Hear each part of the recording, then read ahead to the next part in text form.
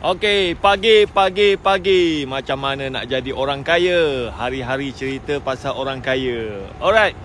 So, sebelum tu saya perkenalkan diri saya lah. Nama saya Wahid bin Abdul Rashid. Saya merupakan founder kepada Greenmetric. So, Greenmetric ni kita adalah platform tempahan kereta sewa lah. Kalau nak sewa kereta, boleh pergi dekat kita punya website gogreenmetric.com. Boleh tempah kereta dekat situ. Okey, so banyaklah yang bertanya bisnes kereta sewa dah jalan ke, masih buat lagi ke. Okey, untuk bisnes kereta sewa sebenarnya saya dah hand over lah dekat kawan saya. So dia yang urus semua. And then saya sekarang ni saya fokus kepada bisnes SKV. Saya jadi ejen je lah. Alright. Kenapa saya tak fokus kepada bisnes kereta sewa? Bisnes kereta sewa ni rasanya ambil masa sikit lah untuk dia naik balik kan. Sebab apa? Masa PKP tu banyak kawan-kawan saya yang buat bisnes kereta sewa. Ada yang dah jual kereta, ada yang dah tak buat lagi dah. Lepas tu ada yang dah tukar bisnes kan. So tempahan tu banyak, tapi nak cari supplier tu jadi susah lah. So mungkin ambil masa sikit lah untuk dia bounce balik lah. Booking banyak, cuma kereta tak ada. So nak banner balik tu ambil masa lah. So saya hand over lah benda tu dekat kawan saya. Dia lah tolong urus kan. Alright, saya buat apa? Okay, sekarang ni saya ada tiga bisnes tau. 3 bisnes. Saya adalah unit manager untuk AIA. Takafu pun ada, tapi tak banyak lah. Saya dalam Takafu ni masih tak berapa buat duit lah. And then saya sekarang juga adalah ejen produk. Saya adalah ejen SKV. Alhamdulillah saya baru join SKV ni lebih kurang dalam 10 bulan. Setakat ni lah saya punya jualan lebih kurang 2.8 juta lah, Alhamdulillah. Alright. And then sebelum saya buat Takafu, sebelum saya join jadi ejen SKV, saya ada bisnes kereta sewa. Tapi itulah sebab PKP, bisnes tu memang down. And then saya pun cuba-cubalah buat bisnes lain. Dan sekarang ni bisnes yang buat duit adalah bisnes SKV, jual produk. SKV ni dia jual produk untuk kencing manis lah, untuk diabetes. Alright. So hari ni saya nak cerita lah. Thank you pada menonton. Sebelum tu saya nak check yang menonton ni boleh tak dengar suara saya dengan jelas, video semua clear. And then kalau you all ada soalan, boleh tanya lah sambil-sambil saya bercerita kan. Alright, so saya suka bercerita pasal diri saya sebab walaupun benda tu berulang-ulang, sebab apa rasanya ramai lagi yang tak tahu kan. Alright, dengar. Okay, so hari ni saya nak topik hari ni biasalah topik saya macam mana nak jadi orang kaya. Siapa kat sini yang dah bosan hidup miskin? Yang dah bosan hidup susah? Saya asalnya orang susah juga. Saya pun dulu anak peneroka Felda kan. Alright. Ada tak kat sini sesiapa yang nak ubah hidup dia? Saya cerita sikit saya punya perjalanan lah. Saya orang biasa je, sama macam orang lain. Saya anak peneroka Felda. Dekat Felda ke Ratung, dekat Pahang kan. So ayah saya ni mengusahakan ladang sawit lah. Dah meninggal dah ayah saya. Lepas tu dekat Felda tu pun dia pun ada, ayah saya ni dia pandai repair kereta motor kan. Lepas tu dia pun ada juga workshop lah dekat rumah kan. Tapi memang kehidupan saya waktu kecil tu memang boleh kata miskin lah. Tak ada apa-apa lah. Rumah pun biasa-biasa je. And then sebelum ayah saya ni jadi peneroka Felda, sebenarnya kita orang ni macam kira merempat lah, duduk tepi jalan je, duduk kira macam kawasan setinggan je, dekat Felda juga. Masa tu ayah saya, kita orang ni asalnya pada Kedah tau. Saya lahir kat Kedah.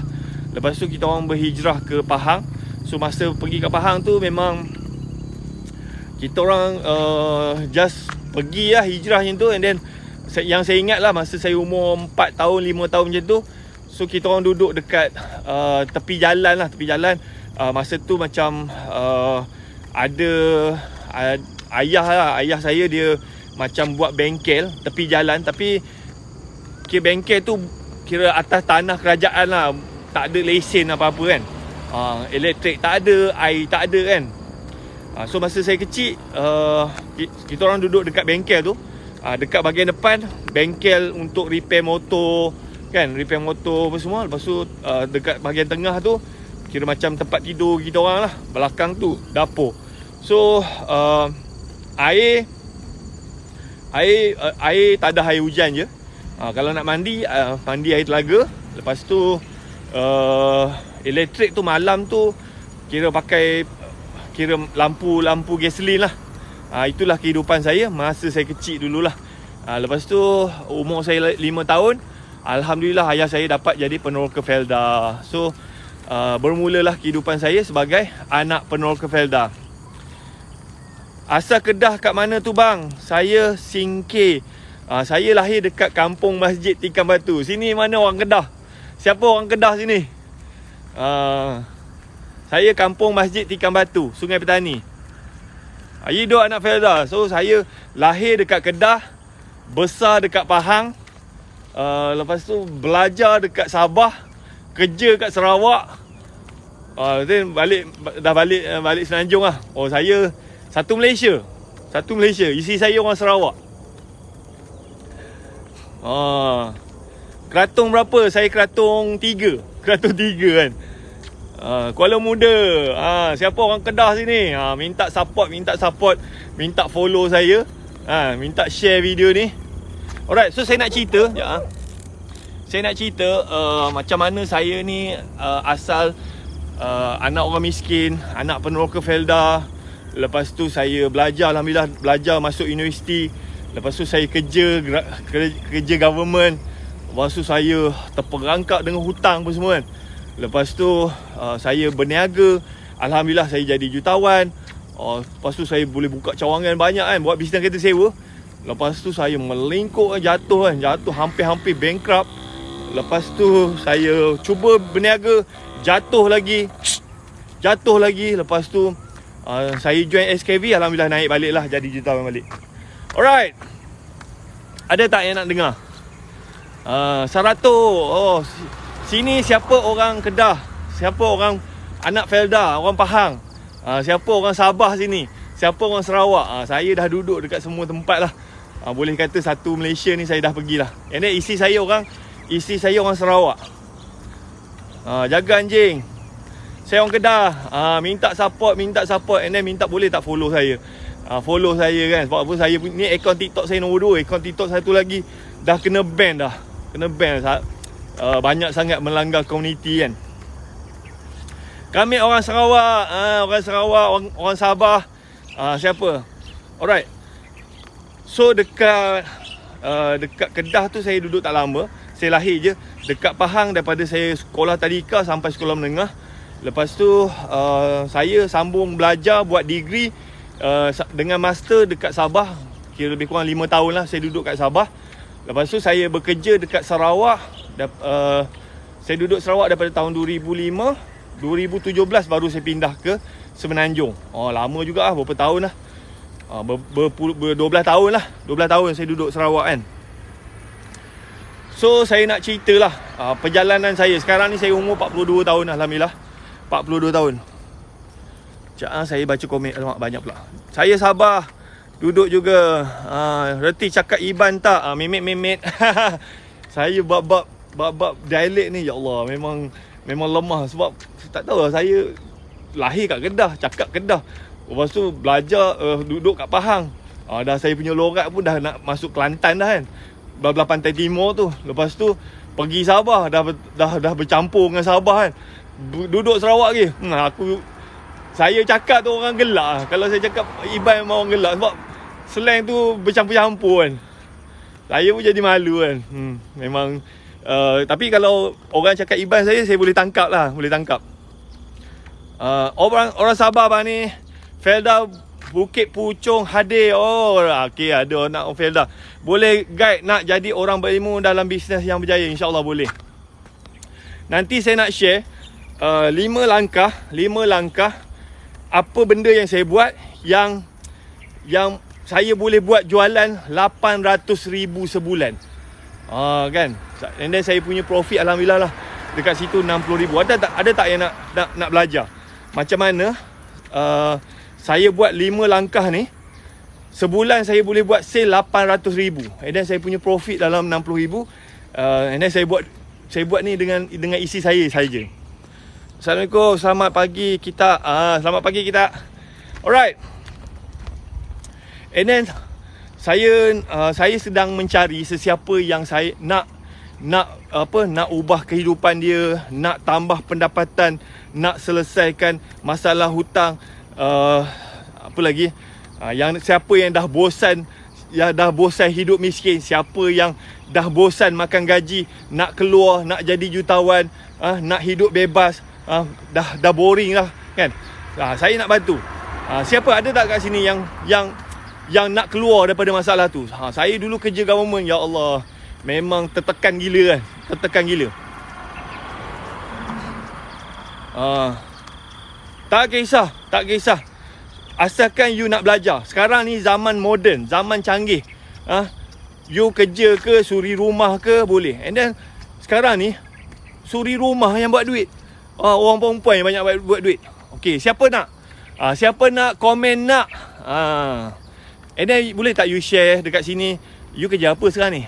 Yang menonton ni you kerja apa? Kan? So saya dulu anak orang miskin, anak Felda. Lepas tu kerja saya kerja dengan universiti, kerja kerajaan lah. Ingat kan kerja kerajaan, gaji dah besar. Saya melingkuk juga dengan hutang apa semua. Ada batu dalam kasut. Lepas tu saya berniaga, alhamdulillah. Saya dapat settle hutang tu. Lepas tu saya jadi jutawan. Tapi lepas tu melingkup kan. Banyak isu lah kan. Salah sendirilah. Lepas tu saya cuba berniaga, melingkup lagi. Lepas tu saya jadi ejen lah. Jadi ejen. Lepas tu alhamdulillah sekarang ni dah kira selesa lah. Kerja kilang, tak kerja, duit tak ada ni. Alright. Try business kali. Pernah kerja dapat gaji rate sehari 150. Alright. Okay, so saya cerita sikit lah saya punya perjalanan. Macam tadi saya dah cerita, saya anak peneroka Felda, lahir kat Kedah. Lepas tu pernah duduk rumah setenggan.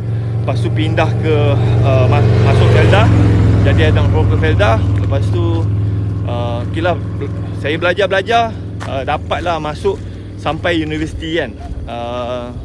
Saya start belajar buat degree tu tahun 1999.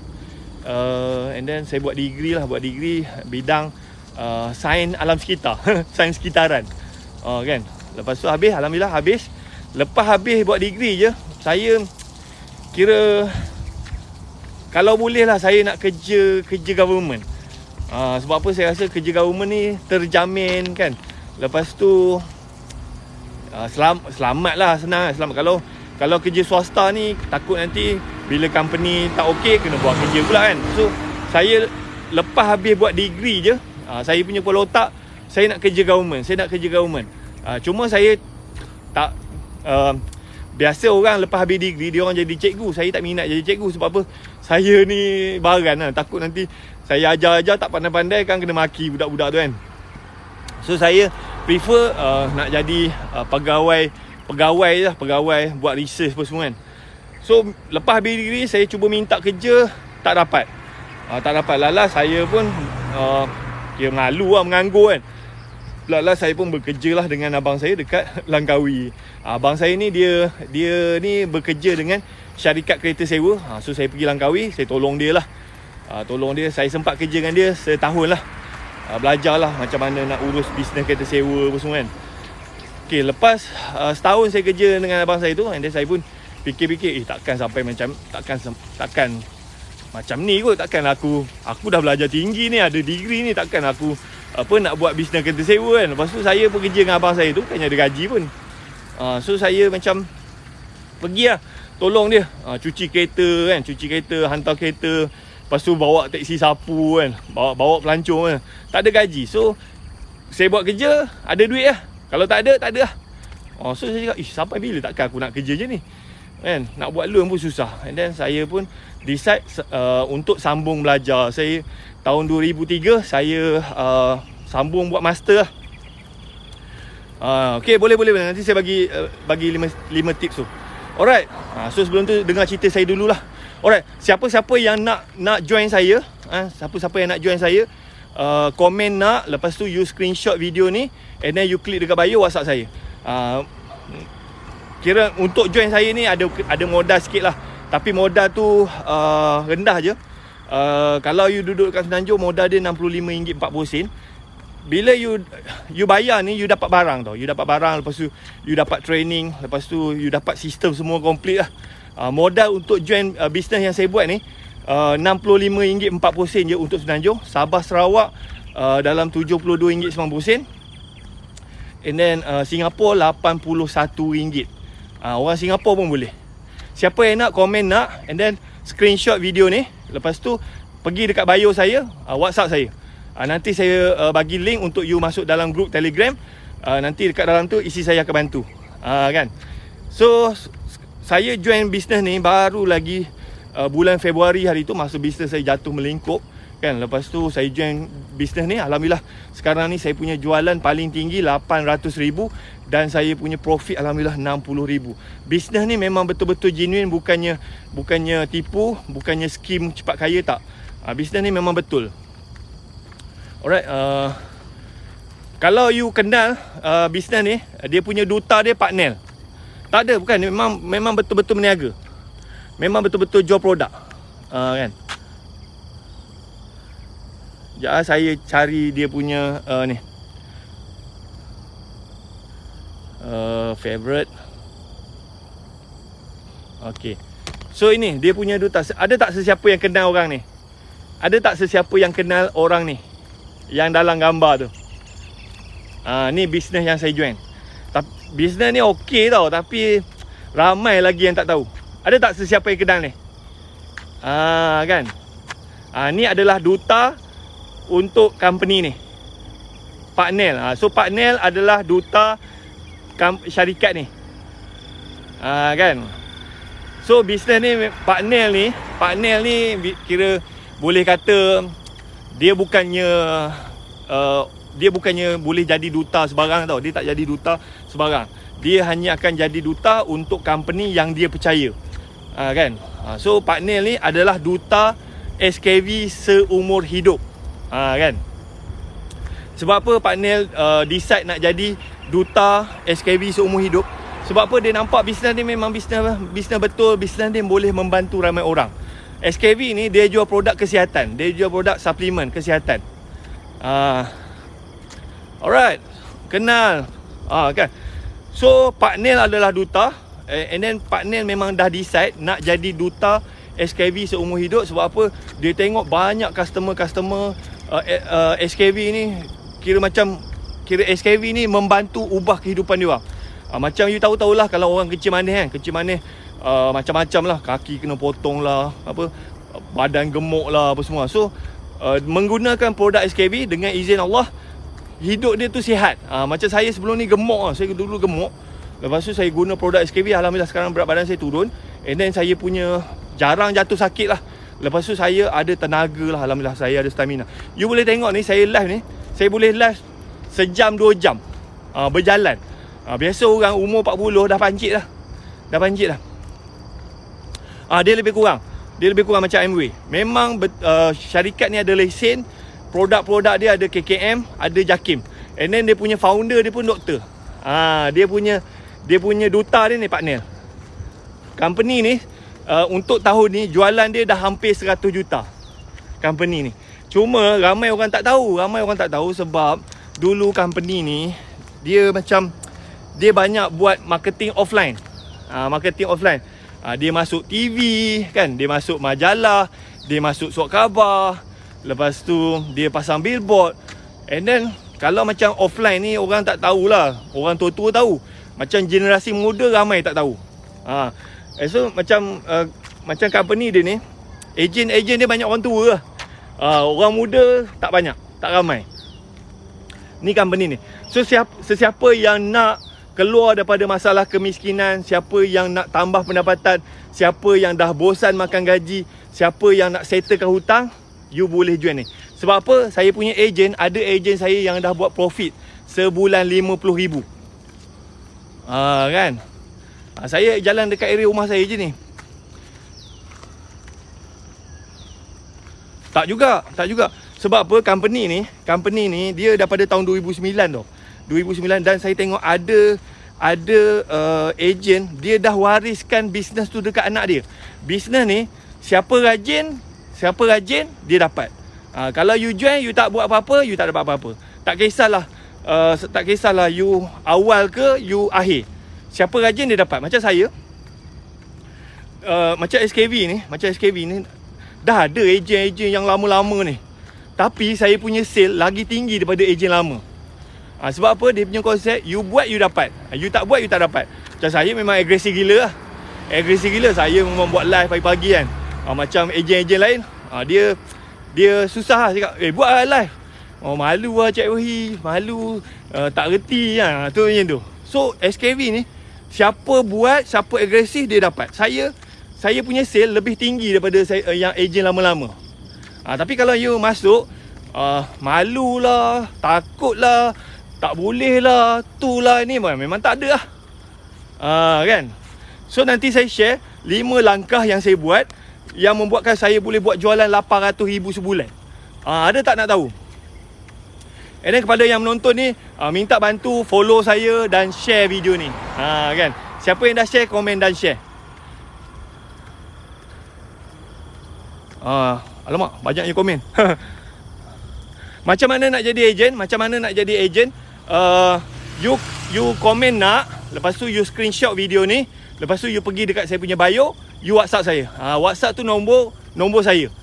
Nanti saya bagi link untuk you masuk grup Telegram. Dekat situ nanti isi saya bantu. Saya buat bisnes ni 2 orang je tuan-tuan. Sebelum ni saya buat bisnes kereta sewa, saya ada 10 orang staff. Masa PKP staff saya semua dah berhenti, dah melingkup lah bisnes tu kan. Tapi sekarang ni alhamdulillah, bila saya join SKV, saya tak perlu ada staff, tak perlu simpan stok. Lepas tu bisnes ni memang 100% online. Alhamdulillah, sebulan kita punya sale 800,000, saya punya profit dalam 60,000. Buat 2 orang je tuan-tuan. Saya buat benda ni dengan isi saya saja. 2 orang je, tak perlu ada pekerja. Alright. So dia bukannya orang dulu dia kaya. Dia tak ada istilah you daftar, you goyang kaki. Tak. You masuk, you tak buat apa-apa, kan? Then orang bawah you buat, kadang-kadang you tak dapat apa-apa pun. Sebab dalam SKV ni, dia punya konsep, you sebagai leader, you pun kena buat sale. Kan? Dia ada KPI dia.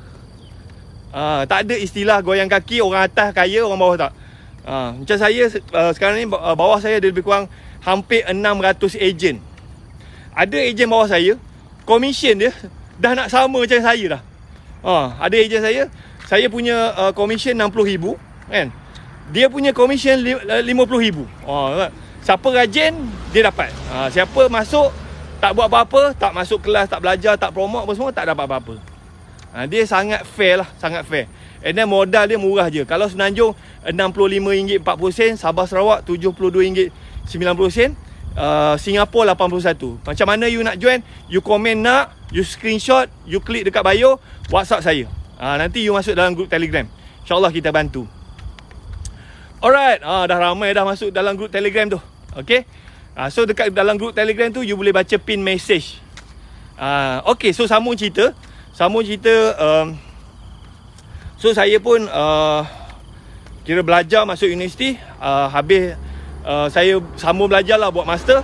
Habis master tu saya pun minta kerja. Alhamdulillah dapat kerja dekat universiti. So saya belajar dekat Sabah, Universiti Malaysia Sabah. Buat degree, lepas tu buat master. Degree 3 tahun, master 2 tahun. So lebih kurang 5 tahun lah saya duduk dekat Sabah kan. Boleh bah kan. Boleh bah kau kan. Alright. So lepas habis master saya minta kerja. Dapat kerja. Saya sebenarnya saya nak kerja dekat Semenanjung kan, kat KL ke kat mana-mana kan. Tapi saya dapat offer kerja tu dekat Bintulu, Sarawak. Aduh kata, Ini memang nak campak aku dekat Borneo ni. Memang tak nak bagi aku balik. Dah lah aku duduk dekat Sabah 5 tahun. Lepas tu minta kerja, dapat dekat Bintulu Sarawak pula. Aduh kan. Saya nak balik Semenanjung kan, nak kerja kat Semenanjung. Tapi itulah, semua tu Tuhan dah atur kan. Dapatlah offer kerja dekat Universiti Putra Malaysia Kampus Bintulu Sarawak lah. Alright, banyaknya anjing. Jangan dikejar aku dah.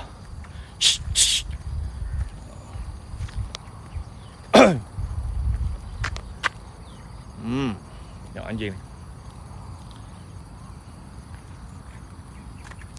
Ni okey ni anjing ni. Ni geng-geng family dia. Alright.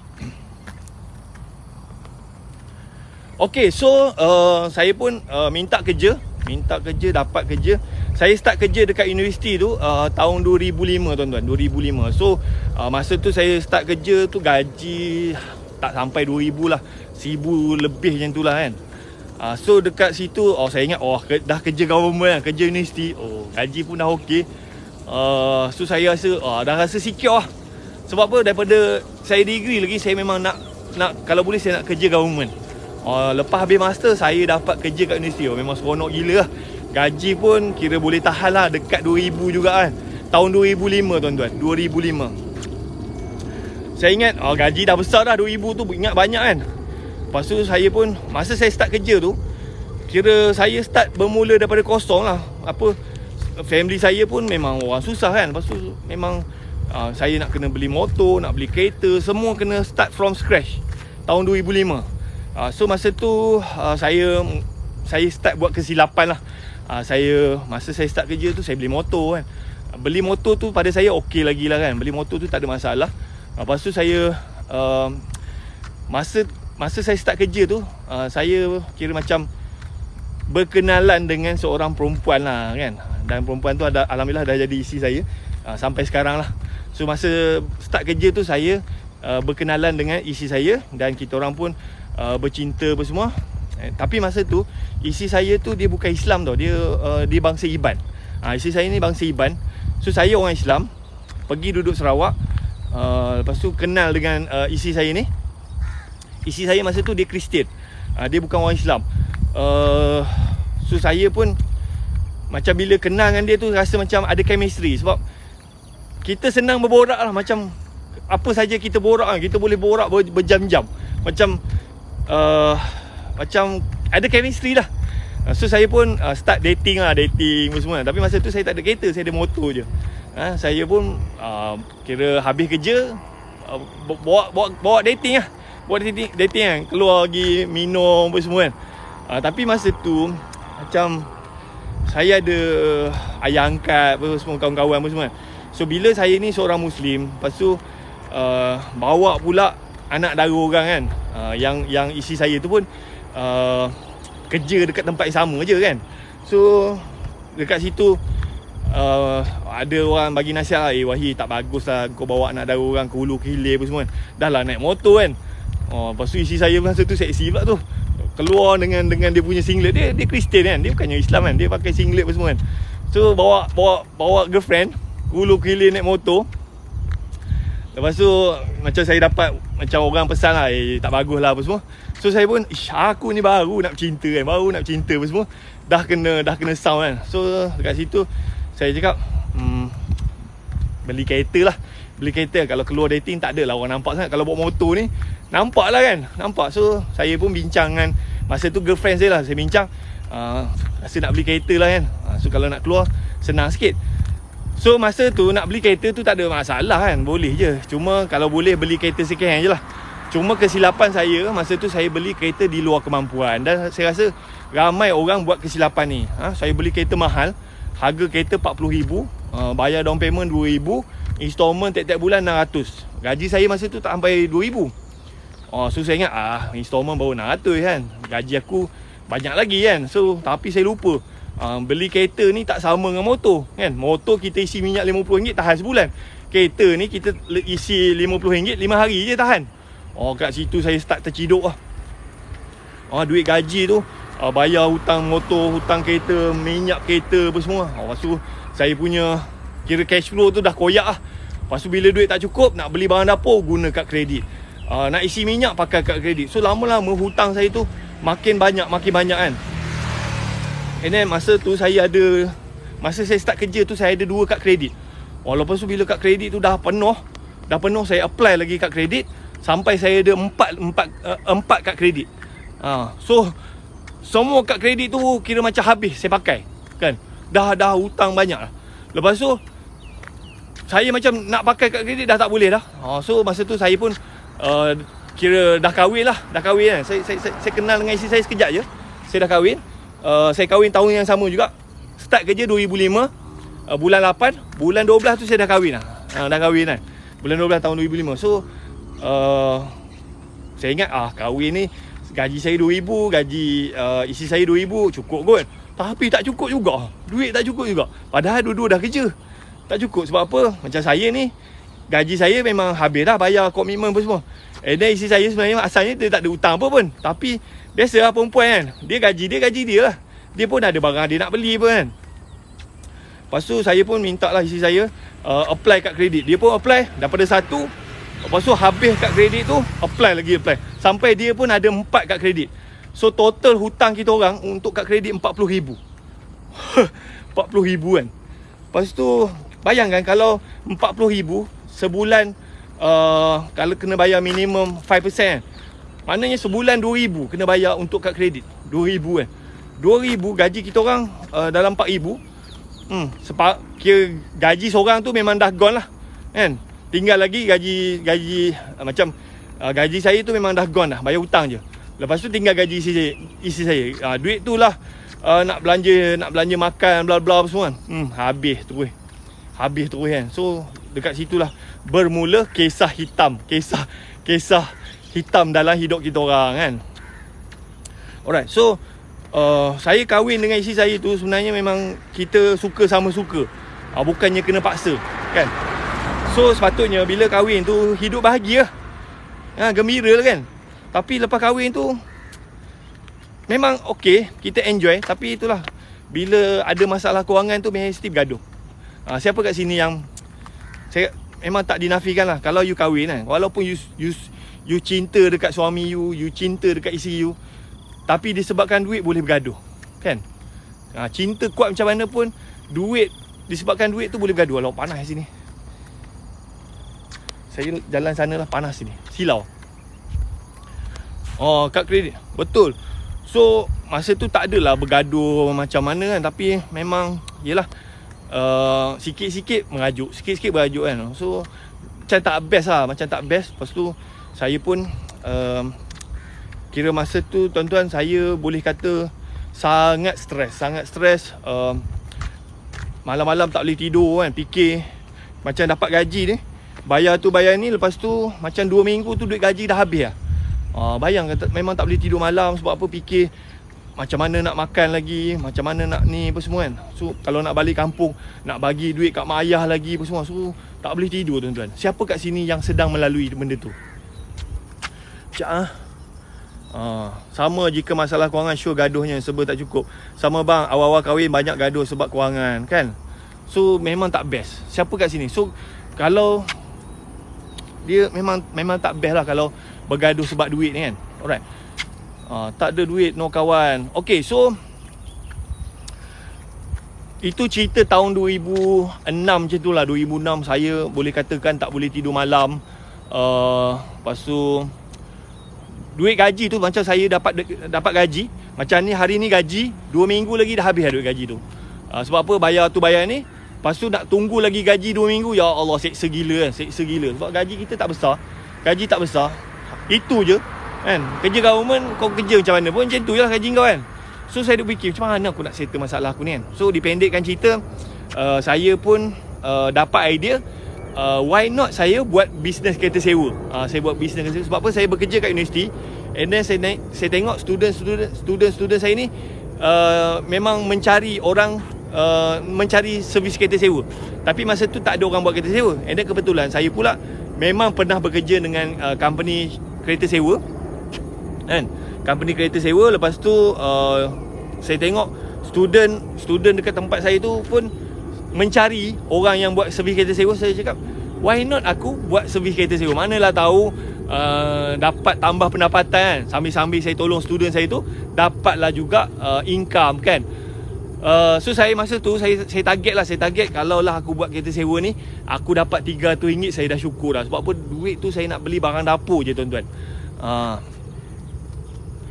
Okay, so bincang-bincang dengan isteri saya, dia pun setujulah. Dan kita pun start bisnes kereta sewa pada tahun 2006. Saya ingat lagi pada bulan November 2006 saya start.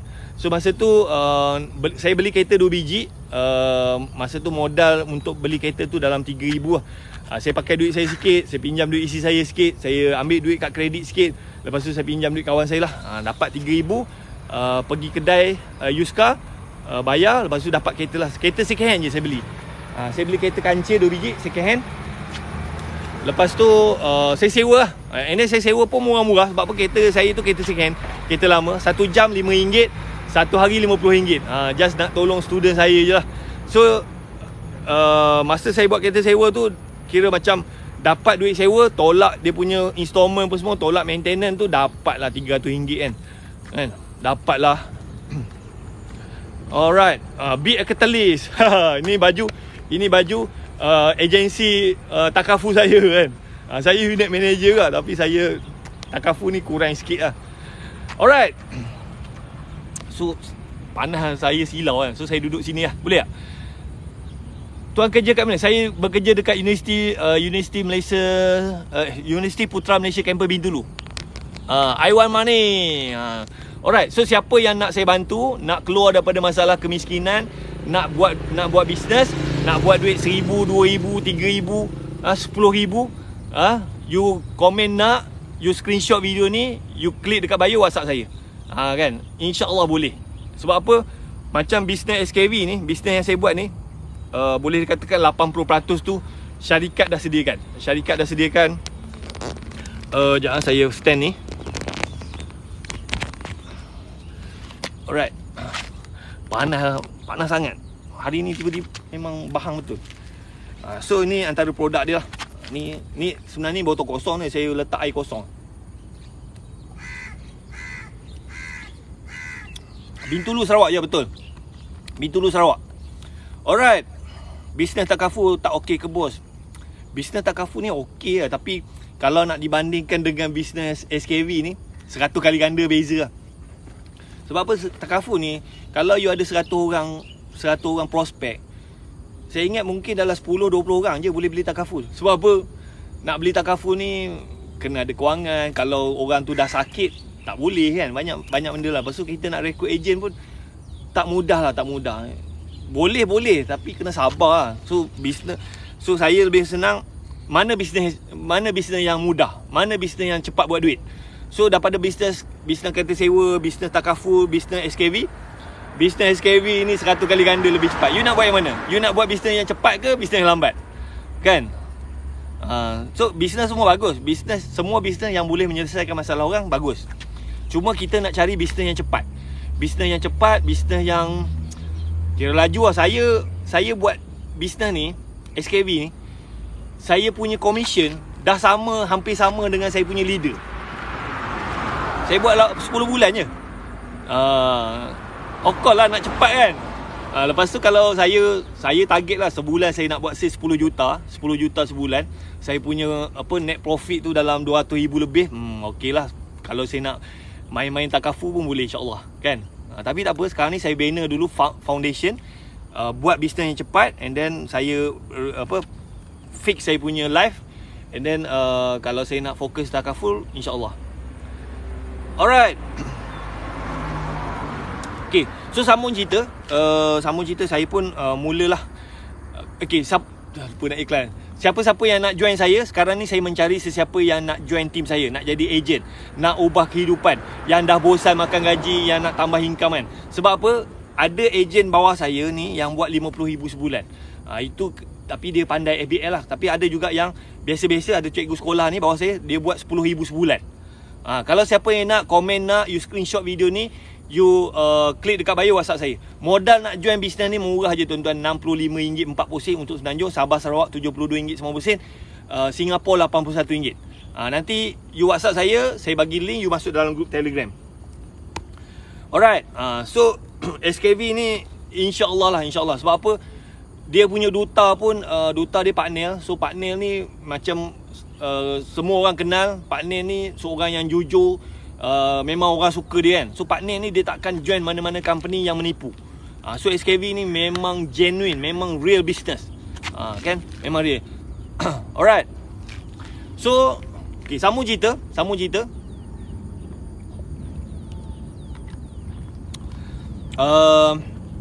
So saya pun buat bisnes sewa, alhamdulillah. Kira macam dapatlah RM300 sebulan. Lepas tu tapi saya tak terfikir saya buat bisnes kereta sewa tu nak 300 je sebulan lah. Lepas tu tiba-tiba permintaan tu banyak gila. Sebab student dekat tempat saya mengajar tu ada 5,000 orang. 5,000. Belum campur lagi staff dekat universiti tu. So saya orang pertama buat kereta sewa, kereta 2 biji. Memang kereta saya hari-hari jalan lah, kan.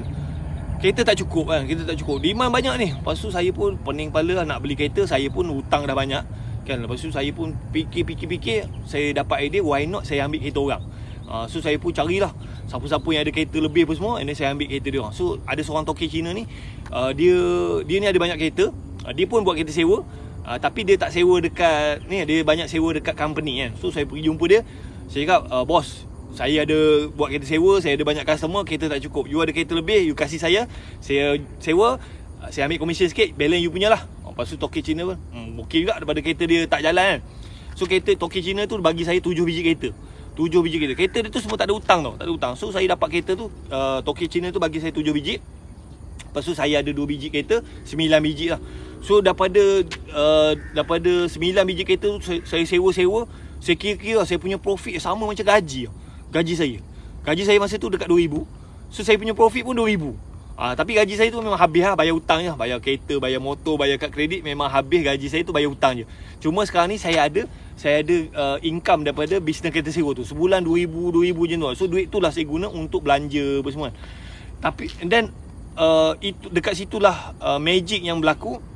Bila saya ada satu income yang bersamaan dengan gaji saya, so kita hati pun tenang, tak ada gaduh-gaduh lagi ngisi nak beli apa pun boleh kan. So bila kita hati tenang, so rezeki tu jadi murah.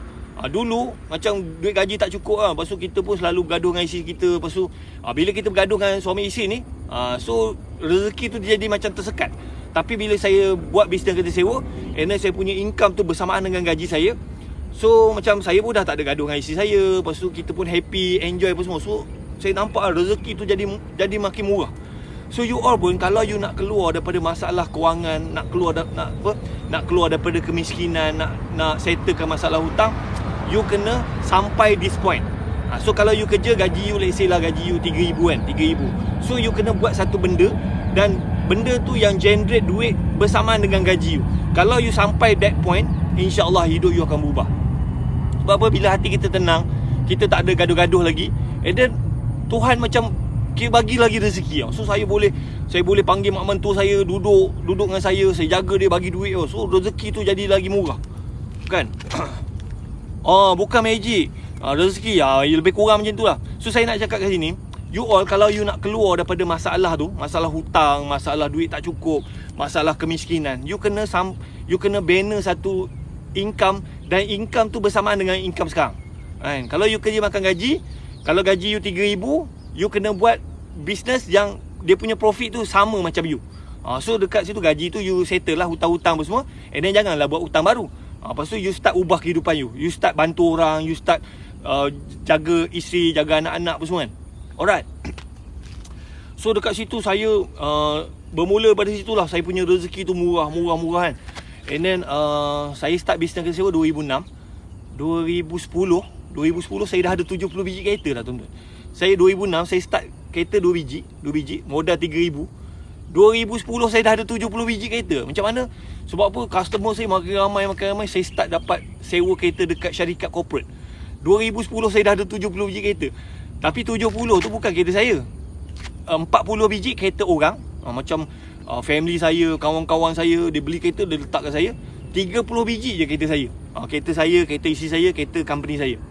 So 2010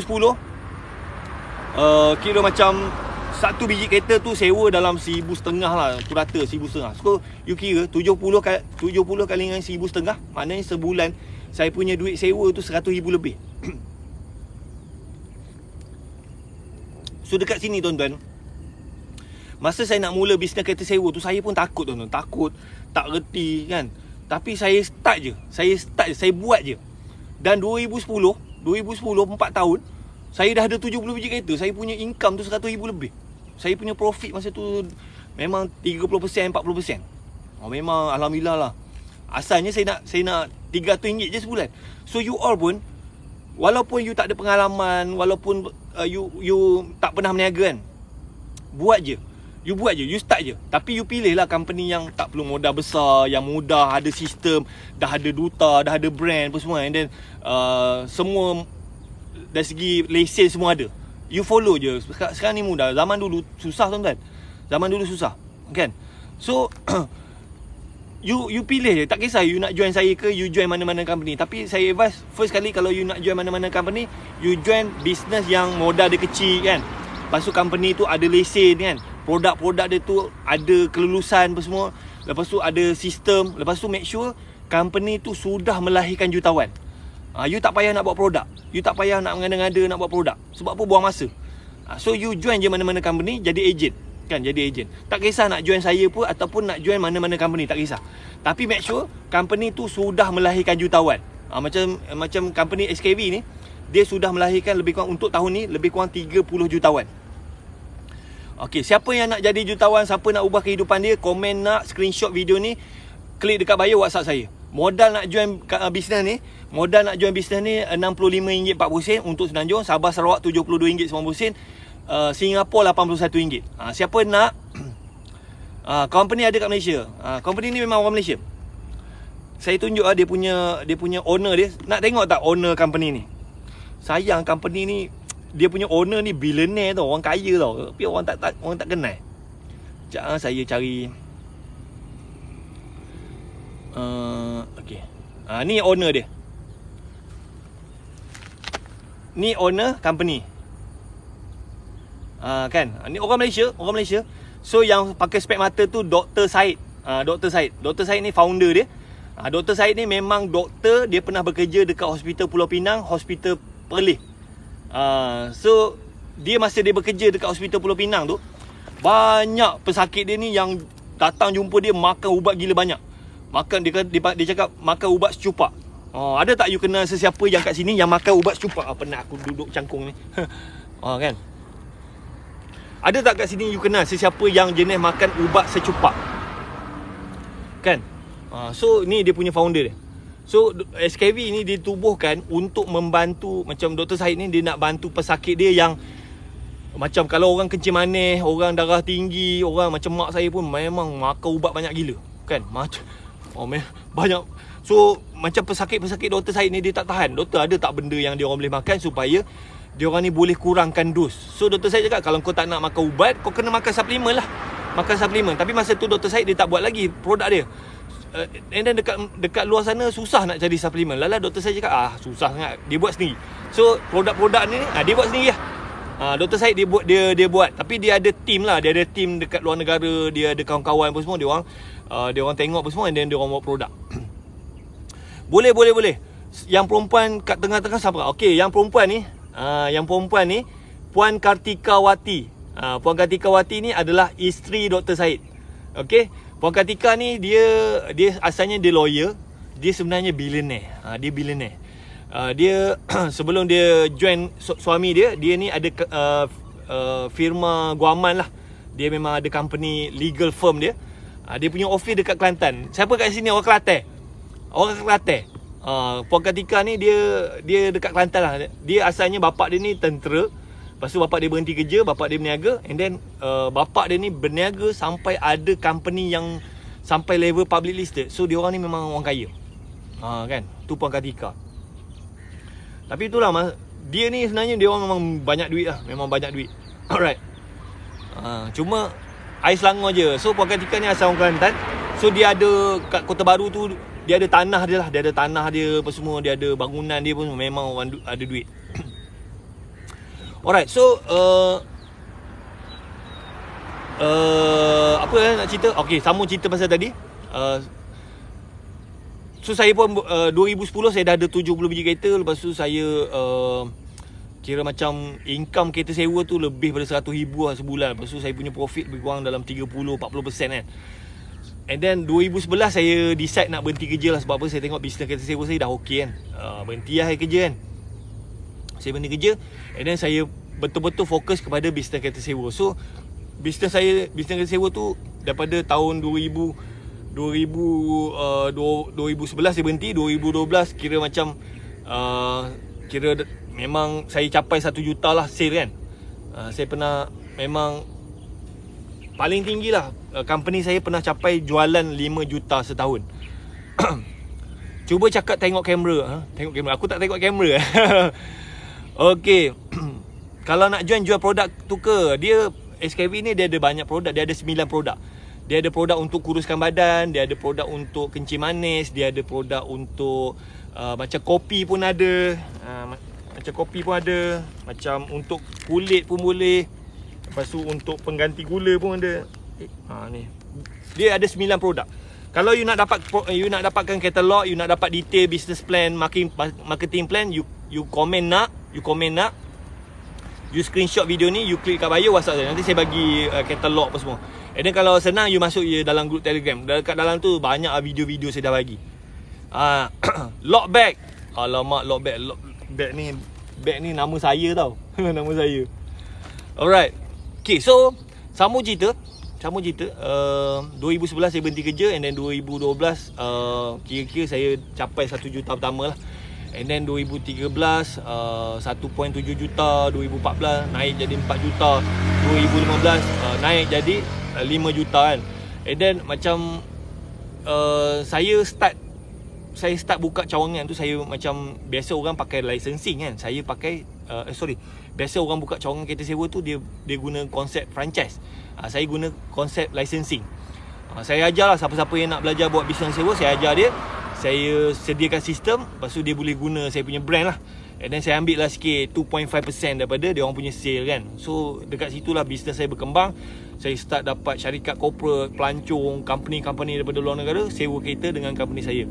So paling tinggi kira income tu 5 juta lah tuan-tuan. So saya nak cerita kat sini tuan-tuan, saya ni asal anak orang miskin, anak Rockefeller, kerja government, ada masalah hutang. Saya tak ada pengalaman bisnes, memang tak ada pengalaman bisnes. Saya berniaga, jatuh bangun, lepas tu alhamdulillah saya jadi jutawan. Lepas tu saya boleh buka cawangan. Ada pengalaman. Lepas tu start tahun 2015 bermulalah kejatuhan saya lah. Kan, bermulalah kejatuhan. So biasa orang suka cerita tentang kejayaan, tapi saya cerita juga kejatuhan saya lah, supaya you all pun belajar. Saya cerita ni bukannya nak salahkan siapa-siapa, bukannya nak buka aib, tapi saya nak you belajar. Alright, kesilapan saya jugalah. Ada tak nak tahu cerita macam mana saya boleh jatuh kan? So mungkin ada yang nak tahu, mungkin ada belum tahu lagi kan. Orang suka dengar cerita naik je. Orang kalau you tak nak dengar, tak payah. Ataupun you dah tahu dah.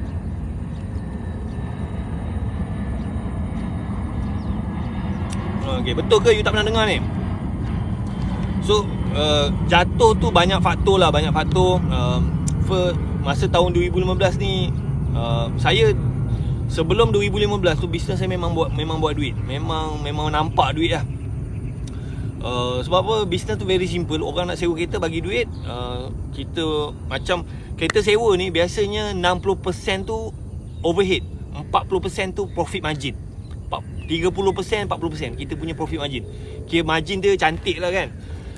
Lepas tu saya pula buka licensing, ada banyak cawangan. So saya dapat royalty kat situ. You bayangkan kalau saya punya sale 4 juta kan, 4 juta royalty 2.5%. Dekat situ sebulan, setahun saya boleh dapat dalam 100 ribu. Duit passive income. 100 ribu bahagikan 12 bulan, maknanya sebulan dalam 8 ribu. 8 ribu buta-buta je saya boleh dapat duit kan. Passive income. Saya ajar orang, dia buat kereta sewa, dia buat sale, saya ambil 2.5%. So kira paling tinggi 4 juta sale kan. So bisnes memang sebelum 2015 memang buat duit lah, memang nampak duit. Tapi selepas 2015 tak nampak duit. tak nampak duit.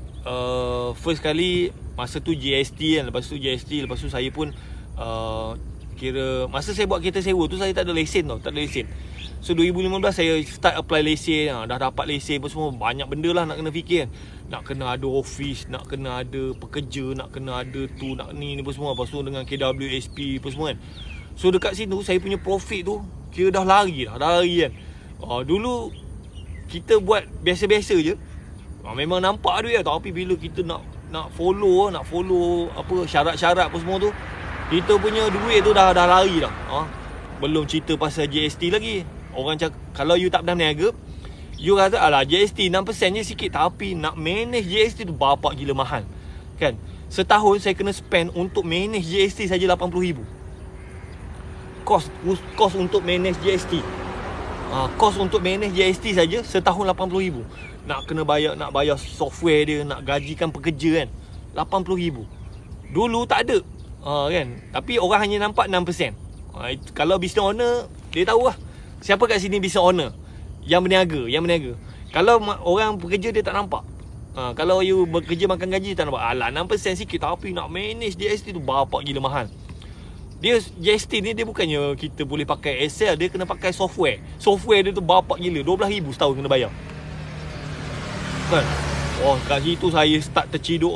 Lepas tu bila dah ada pekerja kena bayar KWSP, saya cash flow dah lari ni.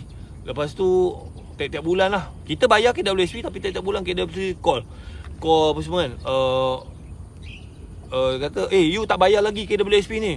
Cakap tuan bagilah saya masa tuan, saya ni apa banyak benda saya nak bayar ni ya. Bisnes kita pun bukannya ni. Lepas tu tambah dengan Grab, dengan Uber semua masuk-masuk kan.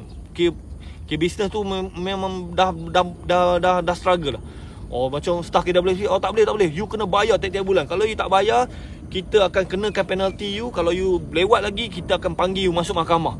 Ya Allah kata, teruknya aku ni struggle ni. Dia paksa juga. Lepas tu dia kata, kalau saya bayar kat tuan, macam mana saya nak bayar gaji pekerja? Tak ada. You biar tak apa, biar pekerja you tu tak ada gaji, biar pekerja you mati, tapi you kena bayar kat kita tiap-tiap bulan. Gila betul KWSP kan. Setiap 3 bulan pisang bang. Kalau zaman 20 tu agak berapa kos untuk manage GST. Sekarang ni saya tak tahu lah, memang company saya memang dah melingkup semua. Memang tak ada kan. Sekarang ni tak ada GST. Sekarang ni SST kan. SST ni lebih adil lah, lebih fair lah pada GST kan. Tak payah lah. Kereta sewa ni kalau you nak buat bila you tidak ada pilihan, memang you terpaksa. Sebab apa, banyak kawan-kawan saya ni dia buat bisnes kereta sewa tu kadang-kadang bukan sebab dia nak buat, sebab dia terpaksa. Biasanya dia orang ni dah beli kereta kan, dia dah beli kereta, lepas tu dia tak boleh nak bayar, so dia buat kereta sewa. Ataupun dia beli kereta, dia pajak dekat mana-mana company, lepas tu dia kena tipu. Banyak orang macam tu. So kalau you ada benda lain yang lebih bagus, yang lebih mudah, yang lebih selamat, you buat bisnes yang tu. Saya tak galakkan, tapi nak buat boleh. Lepas tu you nak fikir lagi, fikir saman lah, accident lah, banyak benda. Alright. Government tahu nak kutip je, janji diorang tetap tutup akaun berbilion-bilion kan. So sekejap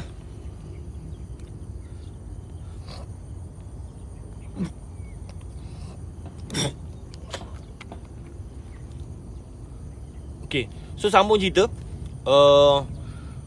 Saya dengan apa GST lagi. GST tu tak salah, saya tak cakap GST tu tak salah, tapi kita sebagai business owner, kita terbeban dengan nak manage GST tu. Sebab apa? Nak kena bayar software. Lepas tu saya ingat seorang pekerja boleh manage. Rupa-rupanya kerja tu terlalu banyak. Saya kena ada 4 orang pekerja untuk manage GST je. Nak kena check duit masuk, nak kena buat tax invoice, nak kena bayar GST, lepas tu nak kena check claim. Lepas tu payment pula banyak tau. Ada orang bayar cash, ada bayar pakai transfer, ada bayar pakai kredit, ada banyak. So saya punya staff tu kena check semua. Kalau silap check, salah lah pula kan. So saya perlukan 4 orang pekerja untuk manage GST saja. Dulu seorang je, isi saya seorang je manage, boleh manage. Tapi bila GST tu terlalu banyak kerja, saya punya pekerja menangis-nangis, banyak sangat kerja. So dekat situlah kos untuk manage GST untuk company saya 80,000 setahun. Kan. Betul. So saya, kalau macam you business, kalau you ni orang kayangan kan, you dapat projek juta-juta, tender semua kan, memang boleh lah saya ni buat bisnes kereta sewa, saya tak ada tender, saya tak ada kabel apa semua. So saya memang bisnes saya ni open market. So memang kira free market lah. Aku buat sewa, kalau ada orang boleh bagi lebih baik pada saya kalah. Saya tak ada jenis masuk tender government ke tak. Saya memang open market. Memang tak ada melibatkan rasuah bisnes saya. So kalau you business, you ada kabel ke, you ada ni, you dapat tender apa semua, memang margin cantik lah, you boleh bayar. Macam saya, aku ni dah lah memang tak ada apa-apa, tak ada kabel apa semua, meniaga open market. Lepas tu kena macam tu, memang terpleok lah, kan.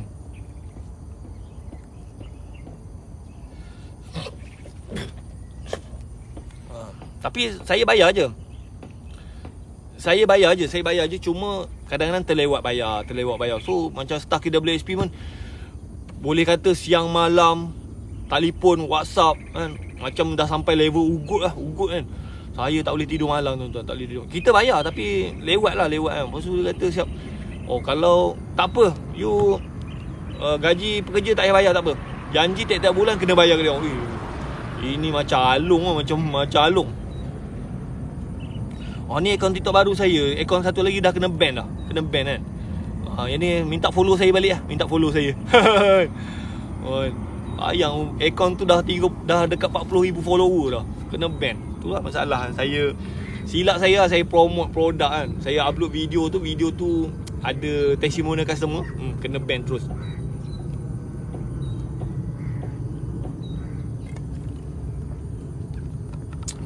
Alright, thank you. Pada yang baru join ni, boleh follow saya tak? Boleh follow saya. And then okay.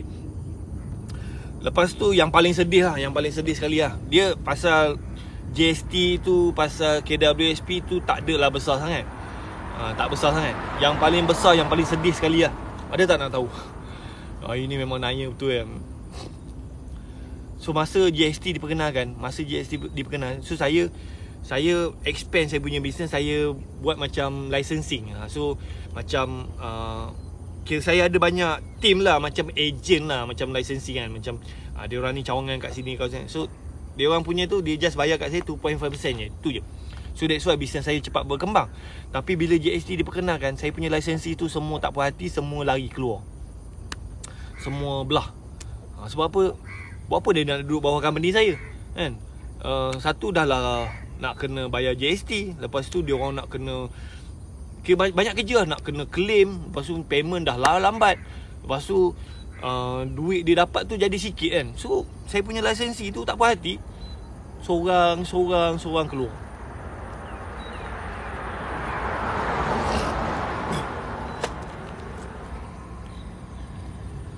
GST ni kan, saya tak pandai nak join. So itulah yang paling menyedihkan saya. Saya punya bisnes tu runtuh satu demi satu disebabkan GST. Sebab apa? Siapa nak duduk bawah company you? Tiba-tiba dia kena bayar GST. Baik dia keluar, dia buat sendiri.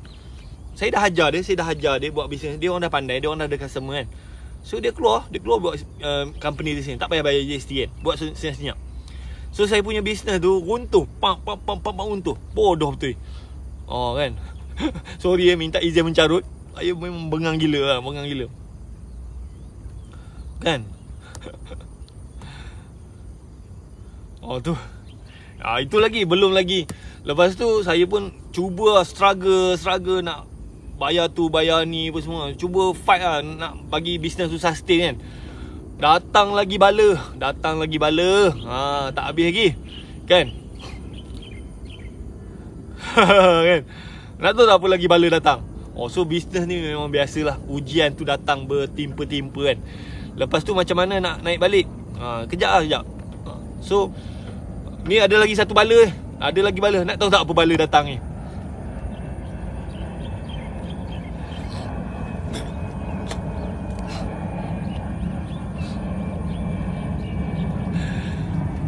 Kan. Ini kalau you jadi saya, kalau tak tahan ni silap-silap boleh bunuh diri lah. Betul, memang bala betul. So tahun 2018 so kita hantarlah audit nak bayar cukai apa semua. 2018 kita hantar audit untuk 2015 sebab memang dah lewat. Saya tahu memang kena penalti kan. Biasa tahun 2012, 13, 14 LSDN okey je. Masuk tahun 2015 kita hantar audit. Dia tak puas hati. Lepas tu dia nak datang nak check audit. Masa tu saya declare saya punya profit tak banyak lah. 2015 dalam 50,000 kan.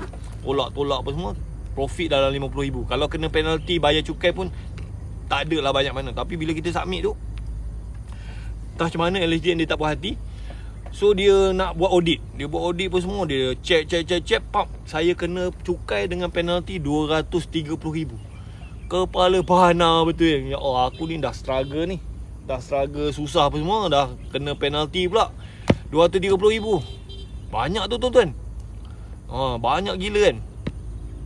So saya pun tak fair. Lepas tu saya pun buat rayuan minta kira pengurangan lah kan. Sebab apa, dia kira tu memang tak adil lah, memang tak fair.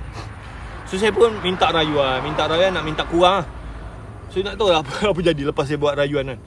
Lepas saya buat rayuan, penalti tu daripada 230,000 dinaikkan kepada 270,000 kan.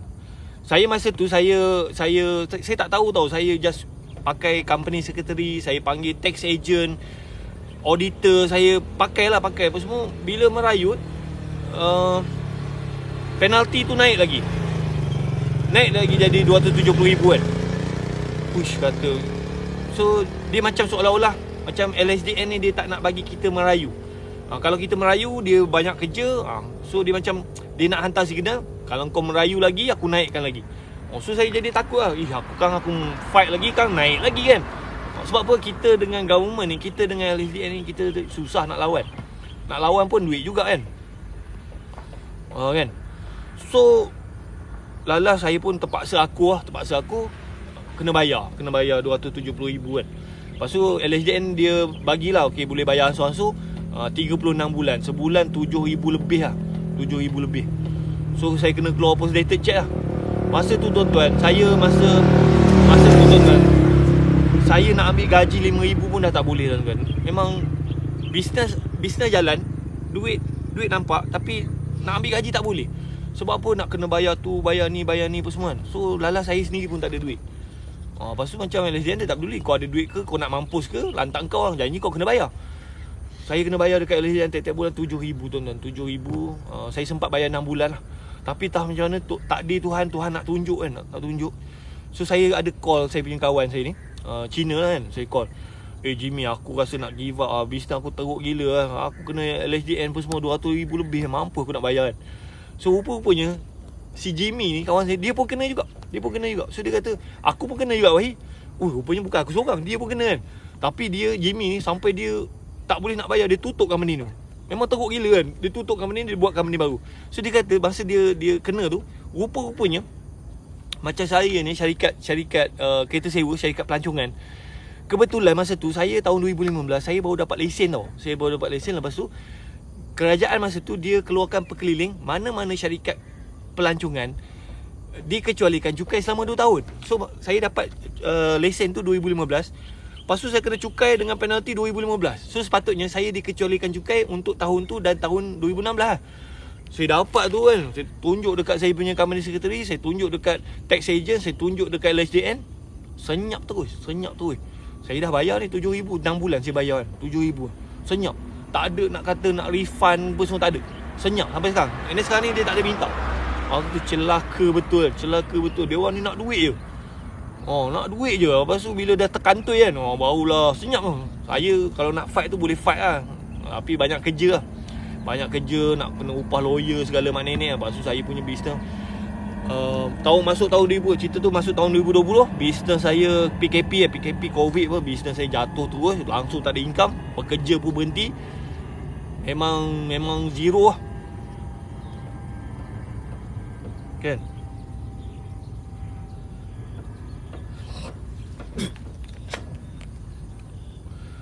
So masa saya berniaga tu, saya selalu baca buku. Ada seorang Mak Saleh ni, dia selalu tulis, dalam dunia ni ada 2 jenis perompak. Satu perompak tak ada lesen, satu lagi perompak berlesen. So itulah bisnes saya jatuh sebab terjumpa dengan perompak berlesen ni. Sorry lah saya mencarut, minta izin mencarut. So dia punya pengajaran dia tuan-tuan, you nak berniaga boleh tak, tapi you kena macam dari segi account tu, you kena ada orang yang betul-betul power. So kalau you nak berniaga, you buat duit, make sure ada accountant yang very power. Saya tak ada pengalaman. Saya memang account memang lemah. Saya tak pandai kan. So saya ambil orang yang tidak berpengalaman. Apa tu yang jadi tunggang langgang tu kan. Itu yang dia. So kita ni rakyat marhin kan. Dia macam, dia kalau boleh rakyat marhin ni jangan jadi kaya. Jangan, biar, kalau boleh biar melingkup. Biar yang orang kaya tu kaya-kaya je kan. Orang kaya boleh lah gajikan pekerja, CEO, power-power kan. Kita ni nak ambil pekerja, nak bayar gaji accountant, nak bayar 3,000 sebulan, terketa-keta lah kan. And then kalau kita ambil pekerja yang biasa-biasa, memang silap lah. Itulah yang perompak berlesen ni, dia cah kita penalti lah, segala makna-makna. Lala kita melingkup. Senang bahat. Diizinkan mencarut tuan, mencarut ringan-ringan je, tak ada hal. minta saya, Allah. So kalau you anak orang kaya kan, anak orang kaya, golongan kayangan, you ada duit, you boleh ambil orang yang ada pengalaman, apa, CEO ke, accountant yang power-power kan. So you takkan buat silap. Kita ni orang biasa tuan-tuan, orang biasa, baru nak bangun kan. Kita banyak benda kita tak tahu. Lepas tu kita pun ambil orang biasa-biasa. Lepas tu orang tu pun tak ada pengalaman, buat silap. Yang silap tu you kena. Kalau you tak kuat, memang you jatuh terduduk melingkup kan. And then saya ingat, saya seorang je. Rupanya dekat luar sana banyak lagi yang kena. Siapa kat sini yang berniaga, lepas tu you kena dengan apa, LHDN. Ramai lagi. Saya ingat, saya sebenarnya malu nak cerita sebab rasa nampak kita bodoh kan. Itulah kau tak pandai manage company kan, dah kena penalty. Tapi rupanya benda tu memang dirancang. And then macam LHDN ni, dia memang ada KPI. Kalau company ni kita kenakan cukai, penalty, dia orang ada KPI, dia orang ada commission. Betul, saya dah bayar 40,000 lebih. Bengong betul kan. Dah boleh beli kereta sebiji lah. Aku nak ambil 5,000 sebulan pun tak boleh. Saya kena juga kan. Ramai. Siapa kat sini yang berniaga kena kan. Bukan je seorang, ramai lagi. Memang benda ni dah dirancang. Sebab apa, negara kita kan sekarang ni dah berserabut. Apa ahli politik kebas duit sana, kebas duit sini.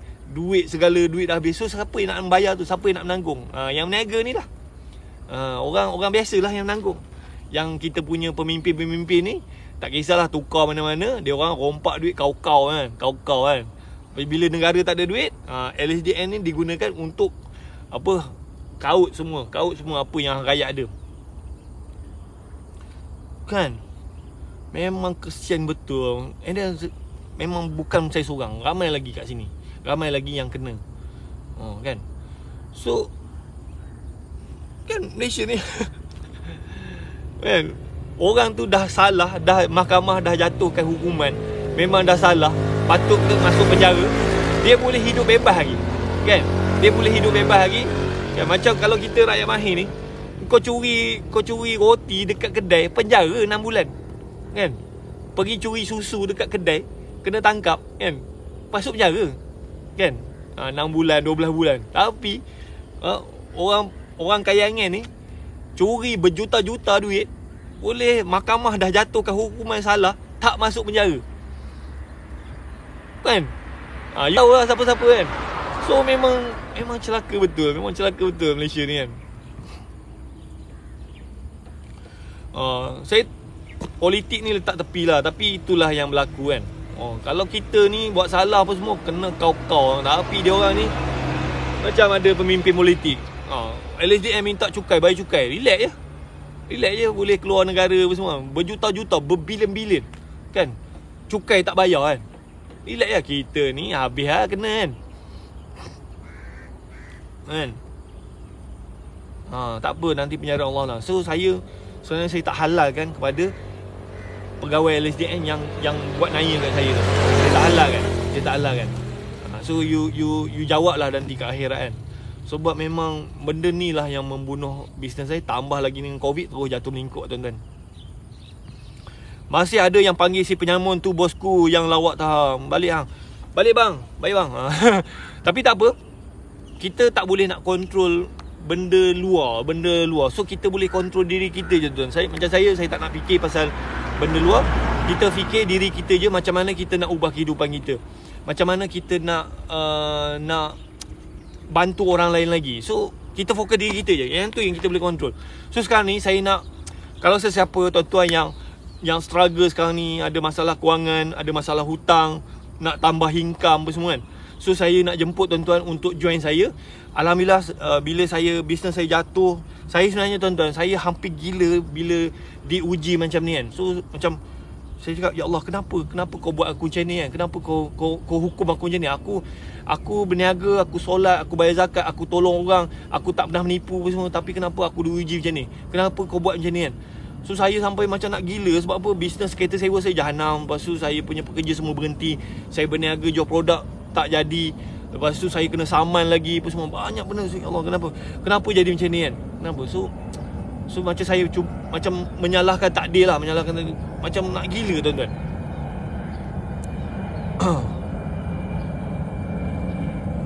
Ada masih lagi kontak. Kawan saya tu dah tutup dah company dia. Dia dah tutup dah. Alright. So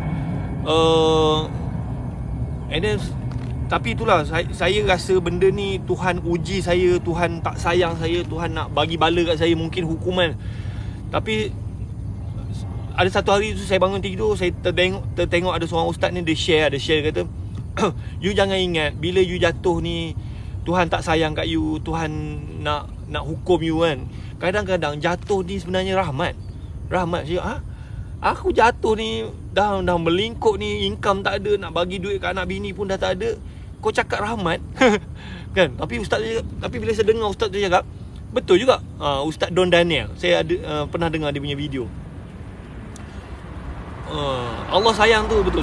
Masa mula-mula saya tak boleh terima kan. Saya macam nak gila. Ya Allah, kenapa ni? Tapi sebenarnya itulah rahmat. Itulah rahmat. Nak tahu tak apakah rahmat di sebalik apa yang berlaku ni tuan-tuan? So saya nak you all ni, walaupun you diuji, sebenarnya apa yang Tuhan bagi tu sebenarnya itulah kasih sayang dia, itulah rahmat dia. Itu. So kalau you macam banyak cabaran, banyak dugaan apa semua, Tuhan uji tu, sebenarnya itulah yang terbaik untuk you. Itulah yang the best untuk you.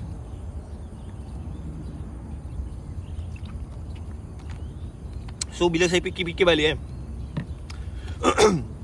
rupa-rupanya sebenarnya saya dalam bisnes kereta sewa saya tu, saya dah struggle. Tapi saya tidak ada jalan keluar. Saya memang tak boleh nak keluar. Sebab apa? Bisnes tu saya dah buat lama, dah banner kan.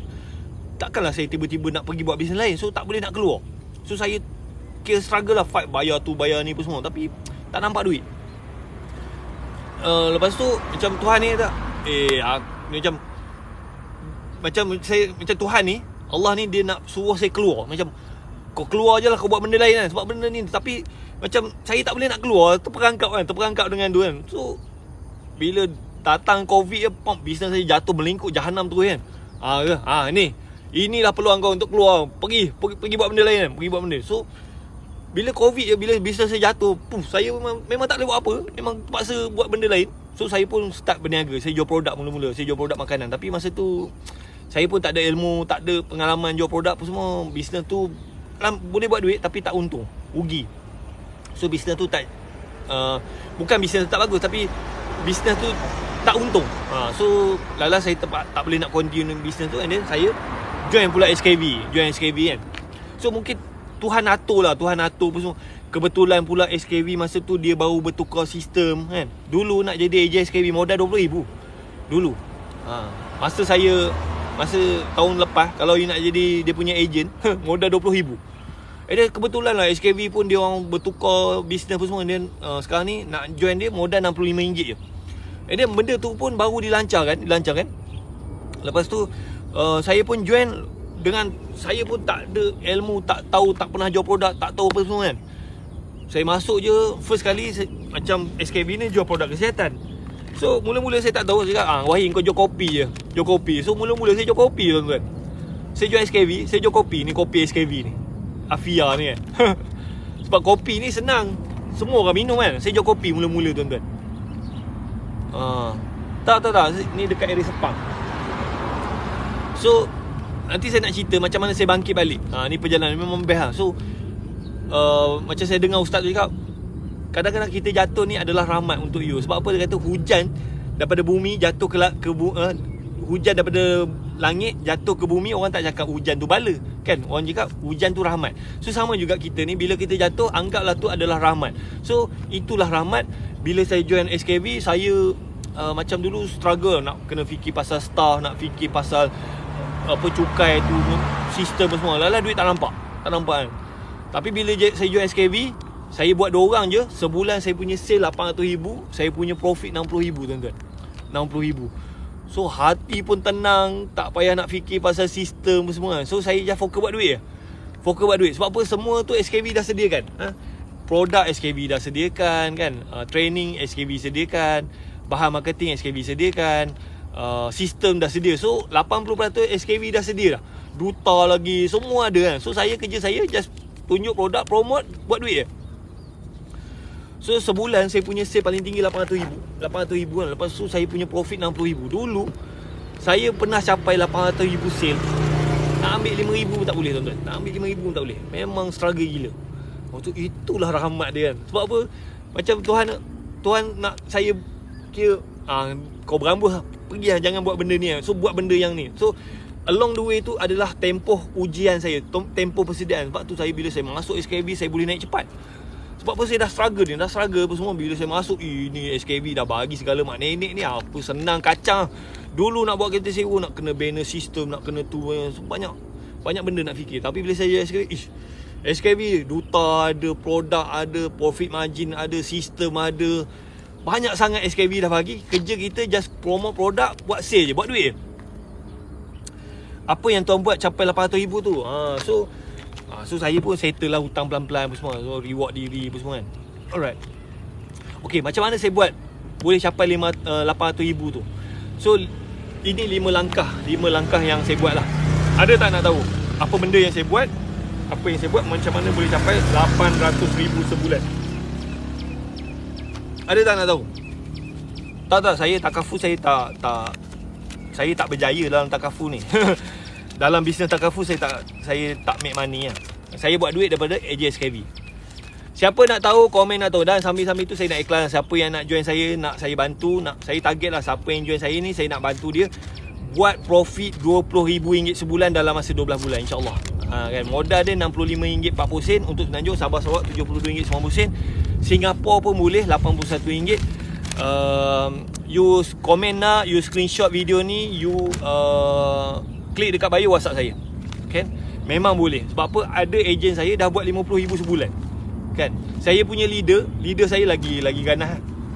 Leader saya sebulan sale dia 9 juta. Dia punya profit RM260,000. Tapi dia dah lama, dia 2017 dia join. Okay, so yang pertama, apa yang you kena buat? Saya ada nota ni. 5 langkah macam mana nak buat 800,000 sebulan. Alright. Ni, saya jual produk ni. Apa ni? Ramai lagi tak tahu. Alright. Dia jangan jual. Jangan jual. So kita niatkan kita berniaga ni nak bantu selesaikan masalah orang. So saya cakap macam mana cara dia? Saya cakap ni, siapa dekat sini yang ada kencing manis? Siapa kat sini ataupun dia ada kencing manis, ataupun dia ada family dia kencing manis yang badan dia besar, lepas tu kira gula dia tinggi, lepas tu dia ada masalah darah tinggi kan. Siapa kat sini yang ada masalah kencing manis? Kan. So macam SKB ni, dia memang ada produk yang boleh reverse kencing manis. So saya ada produk. So saya tak jual produk, saya membantu. Sebab apa? Kita ada produk boleh bantu orang yang ada kencing manis. Siapa yang ada kencing manis? Kencing manis senang je nak settle kan. You first kali you kena cuci usus you. You cuci usus pakai benda ni, lepas tu you minum ni, insyaAllah kencing manis settle. Kan? Siapa kat sini yang ada masalah berat badan? Perut buncit kan. Macam saya dulu gemuk kan. Saya gemuk, perut saya besar. Saya guna ni, memang saya punya usus cuci gila, memang bersih gila. Kan? So saya tidak menjual produk, saya bantu selesaikan masalah orang. Siapa ada masalah berat badan, siapa ada masalah kencing manis, siapa ada masalah darah tinggi, kita ada produk boleh bantu you. Memang produk ni formulator doktor, founder dia doktor, ada KKM, ada JAKIM, halal, tak ada masalah. Saya dah guna produk ni 10 bulan. Alhamdulillah saya punya kesihatan okey. Kan? So saya tak jual produk, saya jual solusi. So tak payah. Kalau you mentality salesman, orang takkan beli. So kita niatkan nak bantu. Saya nak bantu you all. Kalau you ada mak ayah you, adik-beradik ku, ataupun you ada masalah kencing manis, you komen you WhatsApp saya. You klik kat bio WhatsApp saya. Kita ada produk yang boleh. Memang produk ni memang selamat. Harga, nanti you WhatsApp saya, nanti saya bagi katalog. Yang ni 180, tapi ada promosi sekarang ni. Ni 180, satu botol ni. Lepas tu yang ni sekotak ada RM105. Lepas tu macam dekat sini perempuan, siapa kat sini wanita yang dah apa, ataupun you ada isteri, yang isteri you tu dah tak, yang memang dah macam kendur sana kendur sini kan, longgar sana longgar sini kan. So kita ada produk. Ini untuk perempuan. Kalau you bagi ni untuk isteri you kan, you bagi gitu je, memang isteri you jadi anak dara balik.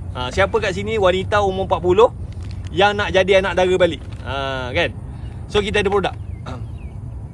Kan, memang bag saya ni memang saya bawa produk. Sebab apa, bila saya buat live, orang tanya, saya bawa lepas tu, siapa kat sini yang ada anak? Siapa kat sini ada anak? So kita ada vitamin Defend. Defend ni kalau bagi ni anak you, dia kalau kena, dia susah jatuh sakit lah. Ni vitamin C, vitamin D. Dia ada cendawan susu harimau. Dia bagus untuk paru-paru. Tambah-tambah time COVID kan. So kita ada juga ni Defend ni, vitamin C, vitamin D. Zero harga dia. Zero dia kalau you beli sebotol RM60. Zero RM60. Lepas tu kalau beli yang 3 botol RM120. Kan. Kalau you nak beli WhatsApp. Kalau the best you jadi agent. Nampak tak? Saya tak jual produk. Bila orang tanya kan. Bila orang tanya, kita sebut kan. Alright. So dekat sini saya buat live ni satu hari paling-paling memang saya punya sale memang boleh pergi RM20,000. Kan. Poket Doraemon kan. Tak apalah korang peli aku kan. Korang peli aku poket Doraemon lah apa kan. Janji saya tak buat salah kan. Alright. Ni Zero ni kalau macam lelaki kan, lelaki yang apa, tenaga batin dia dah lemah apa semua kan. So you minum ni, you amalkan benda ni, you punya tenaga batin tu memang power. Hari-hari mau.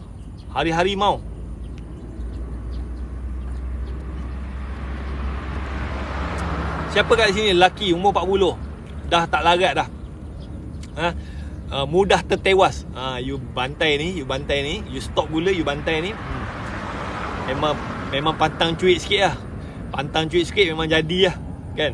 Saya dulu masa sebelum ni lah, memang umur 40 lah, badan pun dah gemuk kan, tak larat apa semua, memang dah tak larat lah. Tapi bila saya start amalkan produk SKB, saya punya kesihatan lah, saya rasa saya punya umur saya macam 20 tahun muda.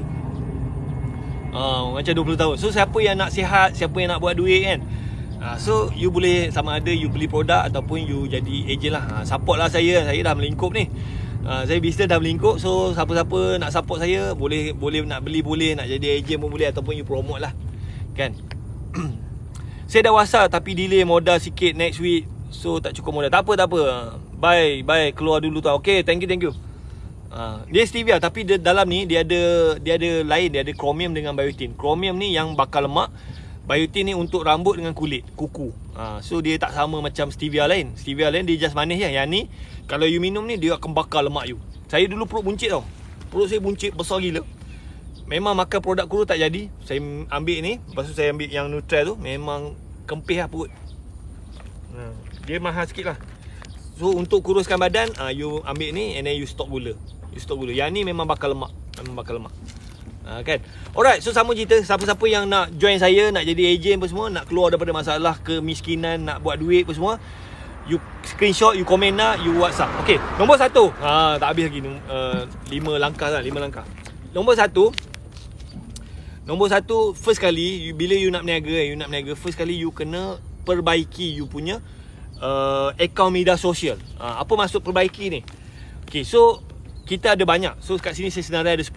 Ada 10 media sosial yang saya guna. Yang pertama TikTok, lepas tu Facebook, lepas tu Instagram, Twitter, YouTube, WhatsApp, Telegram, Gmail. Gmail pun media sosial tau. Zoom. Zoom kalau you ada account Zoom pun you kena improve. Okay, lepas tu LinkedIn. 10. So apa saja media sosial yang you ada ni, you kena repair. Itu yang saya buat. Alright, 10 ni. Tak kisahlah kalau you ada semua, bagus. Kalau tak ada pun tak apa. Okay. So apa benda yang you kena buat? Apa yang you kena buat adalah nama, make sure pakai nama betul.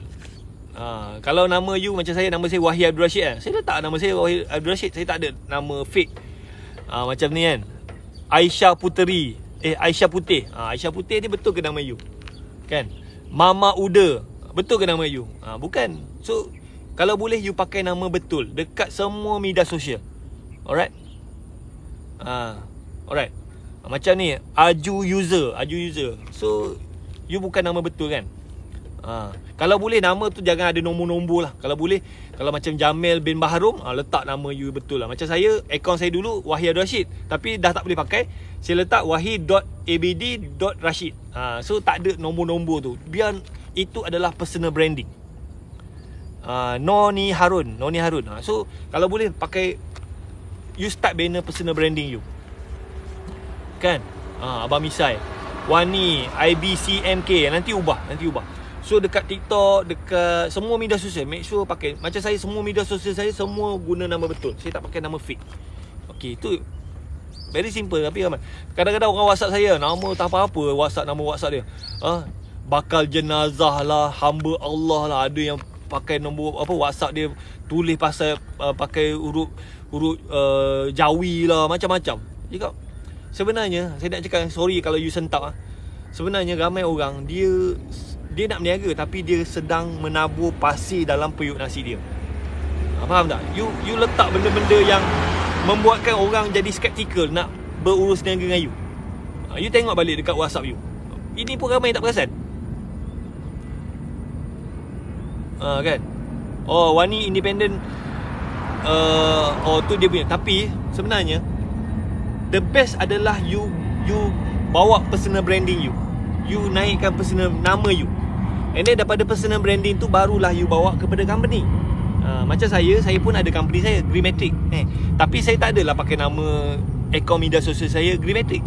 So saya kuatkan saya punya personal branding, and then daripada personal branding tu barulah saya bawa kepada company saya. So you pun Wani, you kuatkan personal branding, and then you tarik orang untuk naik. Macam saya kan, saya live ni, saya pakai topi company saya, company agency saya kan. SKV tak ada. So kita, sebab apa, orang lebih mudah follow personal berbanding company. Orang tak follow company, orang tak follow brand. Kan? So ini yang saya buat. Kalau you nak follow, you follow. You tak nak, terpulang. So macam saya kuatkan personal branding. Bila personal branding kuat, apa saja yang saya jual, orang beli. Kan? Ini saya belajar dengan mentor saya Cina. Dia cakap, saya pun confused. Sifu, nak guna brand company ke nak guna personal brand? Dia kata guna personal branding. Sebab orang tak follow brand. Bila owner tu dah mati, bila founder tu dah mati, barulah orang start follow brand. Macam Apple kan. Apple, bila Steve Jobs dah mati, barulah orang start follow brand. Kan? So brand ni, mentor saya cakap, selepas 20 tahun company tu ditubuhkan, baru orang akan start follow. Sebab apa? Bila brand tu sudah membantu ramai orang. Tapi kalau kau tiba-tiba nak niaga, pergi buat brand, memang orang takkan follow lah. Okay. Personal branding ni saya belajar dengan saya punya Sifu jugalah. Personal branding very simple je. Personal branding very simple. You kena buat content, about you. You janganlah, kalau you jadi produk mana-mana, jual produk mana-mana, asyik cerita pasal produk. Personal branding is story about you. You banner you. Macam saya tadi, daripada saya last tadi pukul 7 sampai sekarang, saya cerita tentang saya. You ingat tak pasal saya? Saya dulu kerja makan gaji kan. Makan gaji, lepas tu berniaga, jadi jutawan, jatuh, melingkup apa semua. That is personal branding. You, sebab apa? Kalau you cerita pasal produk, orang tak ingat. Tapi kalau you cerita pasal you, story, story orang akan ingat. Orang lebih mudah ingat story. Sebab apa? Ini saya belajar dengan mentor saya. Saya ada banyak mentor. Sebab apa? Mentor saya pergi mana tah, dia belajar dengan Mak Saleh. Dia kata the best marketing adalah story. The best marketing adalah story. Ini mentor saya balik cakap, betul. Marketing yang paling powerful adalah story. Sebab apa? Tuhan dah design kepala otak kita ni, kita lebih mudah ingat story. Sebab tu dalam Al-Quran penuh dengan story. Kisah-kisah umat terdahulu, kisah-kisah Nabi, kisah-kisah para sahabat. So Tuhan dah design kepala otak kita ni, kita lebih mudah ingat story. So personal branding adalah story about you. Kan Datuk. Yes. So saya tak ada jual produk. Saya cerita story saya, macam mana saya join SKV, macam mana saya melingkup kan. Story orang akan ingat. Kalau you duk cerita produk mengandungi bla bla, orang tak ingat. Tapi story tu orang akan ingat. Lepas ni, siapa yang ingat cerita saya? Siapa yang sekarang ni tahu pasal cerita saya? Saya anak penokor Felda kan. Saya kerja government, lepas tu saya berhutang, lepas tu saya berniaga kereta sewa, lepas tu saya kena jatuh, lepas tu saya berniaga, saya jatuh lagi, lepas tu saya join SKV, saya naik balik. Kan? So you, bila saya dah cerita pasal saya tu, kepala otak you dah ingat dah. Tuan Wahid, dia ni macam ni. So orang akan ingat. So itulah you kena kuatkan personal branding. Okay, apa lagi? So media sosial you repair guna nama betul. Lepas tu gambar tu kena letak gambar yang corporate lah. Macam saya kan, kalau you nampak saya punya TikTok kan, saya semua media sosial saya, semua gambar saya pakai suit, pakai tie, and then background tu kosong. So biar nampak muka kan. So dekat sini Rezano saya tak nampak you punya profile kan. Kalau boleh letak gambar yang corporate. Tak kisah lelaki.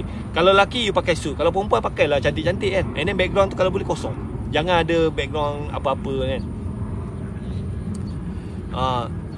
Mama Uda. Tengok Mama Uda. Kalau boleh you letak gambar. Letak gambar yang background dia kosong. Lepas tu biar clear lah. Macam ni tak nampak muka je. Macam Hon Xiao Long. Ni nama fake. Lepas tu dia letak nama gambar Superman. Macam mana you nak berniaga kan? Letak gambar fake kan. Macam Faizal ni gambar cantik. Saya okey dok. Ni Aisyah Putih ni kalau boleh you cari gambar yang kecil sikit, biar nampak full. Kan. Ni siapa ni? Solido Koya. Abang, macam saya ni background blur. You kalau boleh buang background tu. Hayu full. Tak nampak. Kalau boleh you background tu plain. You remove background biar putih. Hazri Yen tak nampak. Tak clear. Kan. Selamat pagi. So nama betul. Lepas tu gambar tu biar gambar corporate, background putih. Background plain lah. Jangan saya macam saya tak merah. Bukan foto Forgot Father lah, pakai nama fake. So fail.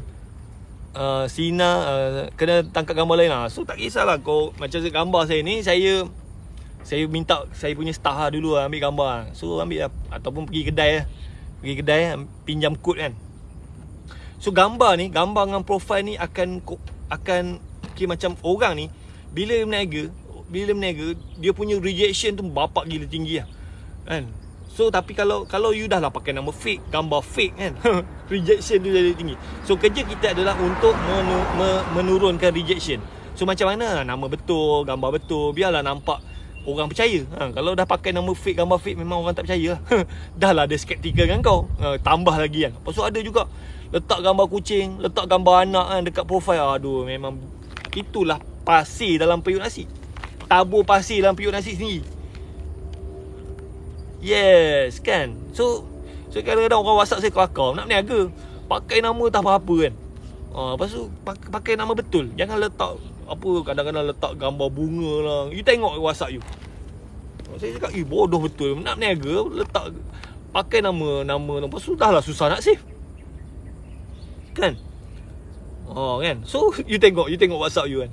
You tengok WhatsApp you pakai apa profile you. Macam bengong kan. Sorry lah, minta izin mencarut.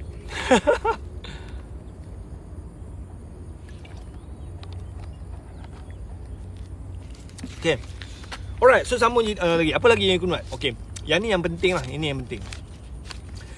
So dekat semua media sosial you, semua media TikTok semua, the best you letak link WhatsApp. You letak link WhatsApp. You jangan letak nombor telefon. Macam saya, dekat semua media sosial saya letak link WhatsApp. Macam TikTok ni saya letak link WhatsApp. Facebook semua, IG semua letak link WhatsApp. So kalau ada orang nak communicate dengan saya, dia akan communicate dengan saya. Dia direct dengan saya. Nombor tu kan. So make sure TikTok, Facebook, IG, Twitter, LinkedIn, YouTube semua you letak link WhatsApp you. Supaya bila orang ada soalan ke, dia tanya. Dia beli ke tak beli tak apa, nombor 2. Yang penting you dapat nombor dia. Kat YouTube boleh kot. Boleh. Boleh. Tuan, isi saya penjual produk Shaklee. Apa pendapat tuan? Pendapat apa? Aku betul tahu kan. Buat je lah. Buat je lah. Jual je lah. Follow je step yang saya bagi ni kan. Lepas tu and then kalau macam ada posting-posting yang post benda-benda yang positif lah, and then post yang pasal business you kan, and then make sure lah kalau macam you nak berniaga ni, you make sure you bagi content tu yang content yang bagus. Banyak orang dia banyak post konten sampah tau. Konten sampah, especially kat TikTok lah. Dia nak jadi ejen, lepas tu dia ambil gambar, tunjuk apa, rakam gambar kucing dia, rakam gambar ni apa semua. So kalau boleh lah, kalau you nak berniaga, jangan posting sampah yang tak ada value, yang short sendiri. Saya kalau boleh saya akan post satu konten, dan konten tu kalau boleh orang dapat something. Kan, post benda yang positif, post pasal bisnes, tapi konten tu biar yang konten yang bila orang tengok tu dia dapat. Banyak orang dekat TikTok ni, kita kadang-kadang macam nyampah, apa macam tak ada faedah tengok video. Dia tak ambil gambar anak dia kan, dia ambil gambar kucing dia, gambar kereta dia, memang tak ada value langsung. So kalau boleh, kalau jual kucing tu okey, tapi ada juga yang tak apa-apa kan. Tak apa-apa, macam sampah punya konten kan. Kan. So buat konten yang bila orang tengok tu orang dapat, sama ada dia konten tu lawak ke kan, ataupun konten tu mengajar something ke, ataupun produk tu okey, macam apa khasiat-khasiat dia kan. So you kena buat konten yang very powerful kan, very powerful. So kalau boleh jangan bubuh konten-konten yang sampah ni. Yang short sendiri, kan.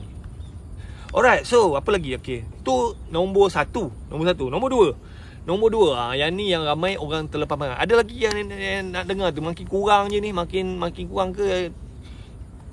So nak saya sambung ke nombor 2 kan, settle yang pasal profile tu. Nanti you repair apa semua kan. Okay, nombor 2, boleh je. And then macam SKV berlambak konten lah, video berlambak-lambak. You ambil lah konten SKV kan, video partner lah ada, video customer ada. Kalau you tak ada sangat, saya pun ambil je konten-konten yang SKV bagi. Tapi kalau boleh, kita pun buat konten kita juga kan. Okay, saya dah join agent, Abang Dino Panjang. Abang Dino tu kena repair you punya profile tu kan.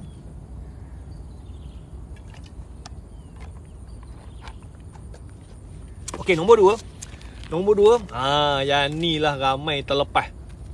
Nombor 2, you kena minta sokongan. You bila you jadi ejen, tak kisahlah you join under saya ke mana-mana, you nak jual produk kan. Biasa orang bila dia jadi ejen je nak jual produk, terus promote kan. So ada saya punya ejen, saya dah promote tau Wahid, tak ada orang nak beli pun. Family saya pun tak nak beli kan. Patutnya family dia yang beli, support dia. Tapi saya dah promote tau Wahid, tapi tak ada orang nak beli. Family saya pun tengok je kan, tak nak support saya. So dekat sinilah you tersilap step. Alright, so step yang kedua adalah you kena minta sokongan. Ini saya belajar dengan saya punya Sifu jugalah. Dia ni jual insurans. So masa mula-mula dia jual insurans tu, dia promote tak ada orang nak beli. rupa-rupanya dia terlepas step. Dia tak minta sokongan. So minta sokongan ni, kita minta sokongan dengan orang yang terdekat dengan kita lah, family kita, kawan-kawan kita apa semua. So sokongan ni kita boleh buat dalam 3 bentuk lah. Yang pertama, kita boleh tulis dalam bentuk teks kan. So macam saya dulu, saya join SKV, saya tulis dekat Facebook saya tulis lah, salam bisnes kereta sewa saya jatuh, sekarang saya dah join SKV, doakan saya bangkit, amin. Saya tulis macam tu je dekat saya punya Facebook. Saya tak ada promote barang apa semua, saya just minta orang doakan. So apa yang berlaku tuan-tuan, saya punya follower dekat Facebook tu, dia nampak tu, dia komen, dia komen, ya Allah, saya doakan Tuan Wahid bangkit balik, saya doakan dipermudahkan, mudah rezeki, bla bla. Beratus komen, banyak. So macam post tu viral. So secara tak sengaja sebenarnya saya dah buat marketing. Saya cakap bisnes saya jatuh dan sekarang saya dah join SKV, saya minta dia orang doakan saya bangkit balik. So dekat situ saya punya kawan-kawan nampak, oh Wahid dia dah join SKV. So you pun sama juga, bila you join mana-mana company, you kena minta sokongan kan. You tulis lah, salam, saya dah join SKV, doakan saya berjaya, amin. You buat tu, you tulis. You jangan mengada-ngada nak terus nak jual. Kalau orang Melayu ni, orang kita ni, kalau you tidak minta sokongan dia takkan sokong you. You kena minta sokongan. You kena very humble, you kena merendah diri, minta orang sokong you. Macam orang kita ni, dia suka kalau dia doa kan, maknanya dia akan support you lah kan. You dengar tak ni? You faham tak ni? Semua diam ni. Okay, itu bentuk teks. Lepas tu you boleh bentuk poster. You boleh lah poster pakai Canva je. Pakai Canva. Macam saya buat Canva, saya letak gambar saya letak gambar logo SKV apa semua. And then saya tembak dekat saya punya WhatsApp status, saya tembak dekat IG, dekat segala media sosial, saya tembak je. Lepas tu ada lah orang komen. So dekat situ, itu sebenarnya marketing. Itulah marketing. Lepas tu you boleh buat dalam bentuk video. Macam saya suka buat video seminit. Saya buat video lah perjalanan saya daripada saya dulu kerja makan gaji. Saya buat video. Ada video saya yang viral. So video tu tak ada pun jual produk, tapi daripada video tu saya dapat rekrut ejen ramai. Sebab apa? Orang terinspirasi kan. So you kena buat, minta sokongan dalam bentuk teks, dalam bentuk poster, dalam bentuk video. You buat, and then dekat situlah you membina personal branding. Saya buat video cerita saya. Kalau you tengok TikTok saya ada video kan. Video tu sebenarnya viral. Lepas tu memang orang doakan saya, support apa semua. And then memang tiba-tiba hari-hari orang mesej nak jadi ejen. Saya doakan berjaya, insyaAllah kan. Dan follow terbaik ilmu pagi ni. Okay, lepas tu nombor tiga,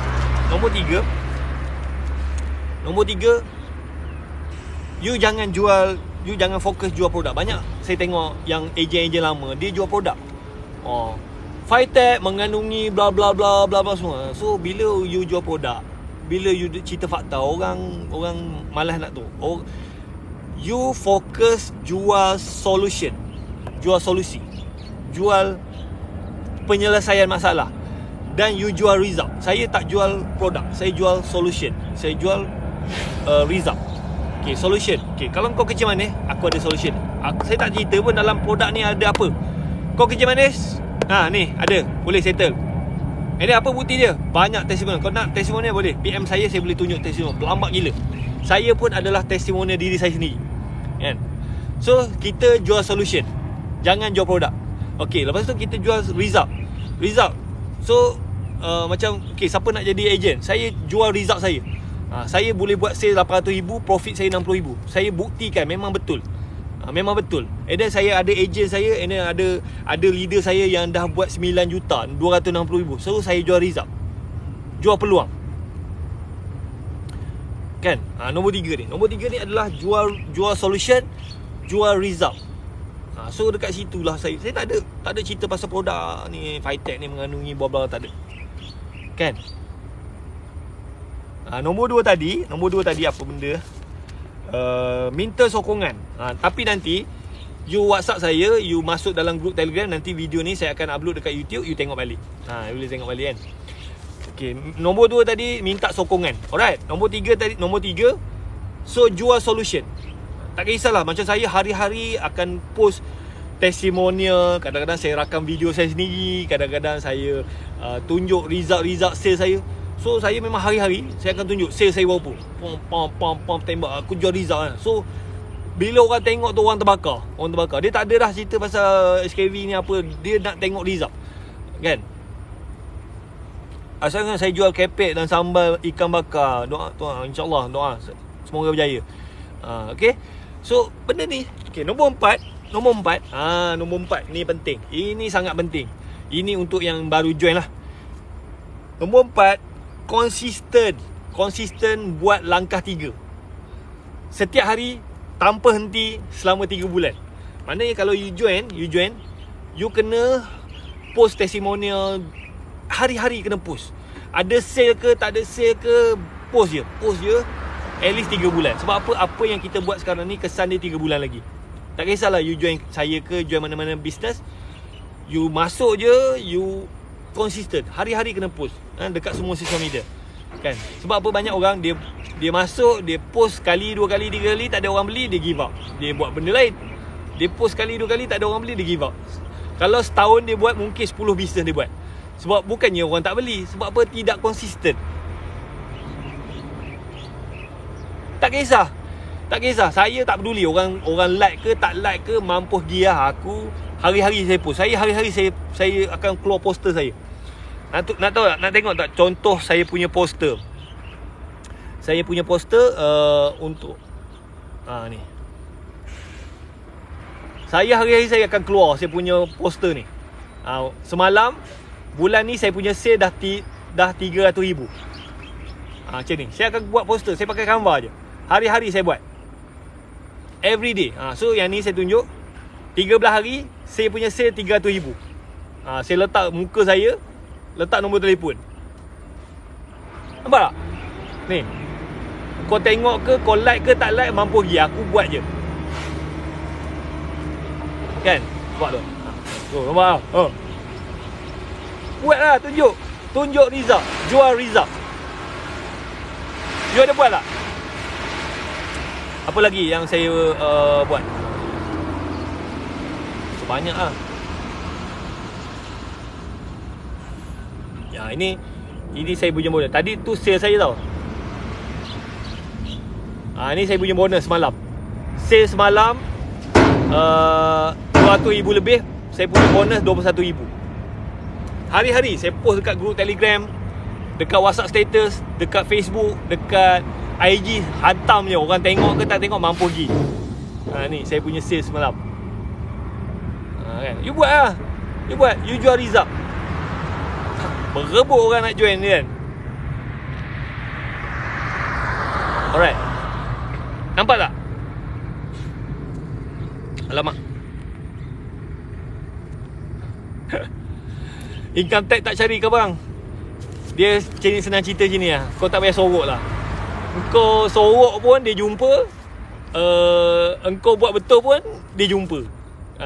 Alang-alang kau nak kena, kau tunjuk je lah kan. Saya tak kisah. Kalau dia nak datang pun saya bayar je. Sebab apa? No point.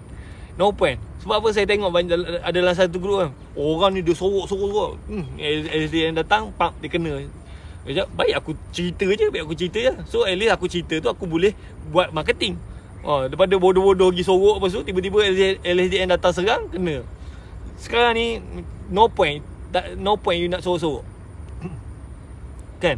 You cerita je. Saya cakap sebab memang tak boleh nak elak. Macam saya dapat komisen lah, 60,000 sebulan. LSDN boleh trace. SKB bayar kat saya 60,000. Saya nak sorok apa kan? Memang tak boleh nak elak. Daripada aku nak sorok-sorok apa semua, baik aku cerita je. Alang-alang boleh guna marketing kan. Faham tak? Tak payah sorok kan. Macam SKB tak boleh sorok. Sebab apa? SKB dia akan declare dekat LSDN. Dia bayar kat saya berapa? 60,000, 30,000 kan. LSDN terang-terang nampak kan. Dia kata kau nak tipu, nak sorok, tak payah. Memang dia boleh detect. So alang-alang dia nak kena, saya tunjuk lah. Kan? And then kalau saya bayar cukai, ini kalau you berani lah. Sebenarnya bila you bayar cukai, bank akan bagi loan kat you 40 kali ganda. Berdasarkan you punya, let's say lah you punya income tu 20,000 sebulan, 20,000 sebulan. Sorry, bukan dia 40 kali ganda. 200 kali kalau 20,000, kalau you punya income tu 20,000, you bayar cukai, bank boleh bagi you 40 kali ganda punya loan. Kan 20,000 kali dengan 40 apa? Kalau 10 200,000. Kalau dekat 800,000 lah, betul tak? So bank, bila kita bayar cukai ni, bank akan bagi loan banyak. So gunalah, belilah rumah ke, kan, tak kisah. Alright, so sambung cerita.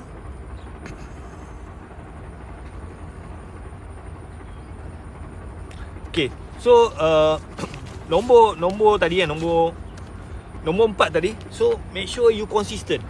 Jangan down. Bila tak ada sale, you down, kan? Tak, you kena buat. At least you kena buat 3 bulan. Nombor 5, so bila you dah dapat jual kan, you dah ada customer, you dah ada agent, minta feedback dia. Tanyalah customer you, macam mana you guna produk ni, okey ke tidak, kan? So biasa customer macam produk SKB ni 99% akan suka. So dia akan, saya dah guna produk ni, kerja mana saya dah okey pun semua. So gunakan testimonial tu untuk remarketing. And then sama je, kalau you ada agent, you tanya dia, tanya feedback dia. Okey tak, macam mana? Okey, alhamdulillah sebulan ni saya dapat RM1,000, RM2,000, RM3,000. So gunakan result tu untuk remarketing. Itu je yang saya buat. If ada family problem macam mana, tak, semua orang ada problem, you carilah. Semua orang ada masa 24 jam, you carilah. InsyaAllah boleh, kan. Kadang-kadang kalau you dah biasa kan, dah biasa, sekejap je, 5 minit settle dah, kan. Kadang-kadang semalam saya bancuh ni kan, saya bancuh kopi kan, saya rakam video 2 minit je, bancuh, upload, dah settle, 2 minit je, sekejap je, bancuh kopi je. Lepas tu nanti orang PM nak beli kan. InsyaAllah boleh. So itu dah 5 step tu. Alright, so saya rasa itu saja. Kalau siapa yang nak join saya, nak saya bantu, nak buat duit 20,000 sebulan, nak keluar daripada masalah kemiskinan, nak settlekan hutang, dah bosan makan gaji, kan, nak bantu orang lain lagi, you komen nak, you screenshot video ni, you WhatsApp saya. InsyaAllah kita boleh buat. Buat saja. Saya dah join SKB. Alhamdulillah sale saya 800,000, saya punya profit 60,000. Alhamdulillah, saya nak bantu orang lagi. Sebab apa? SKB ni dah ubah kehidupan saya.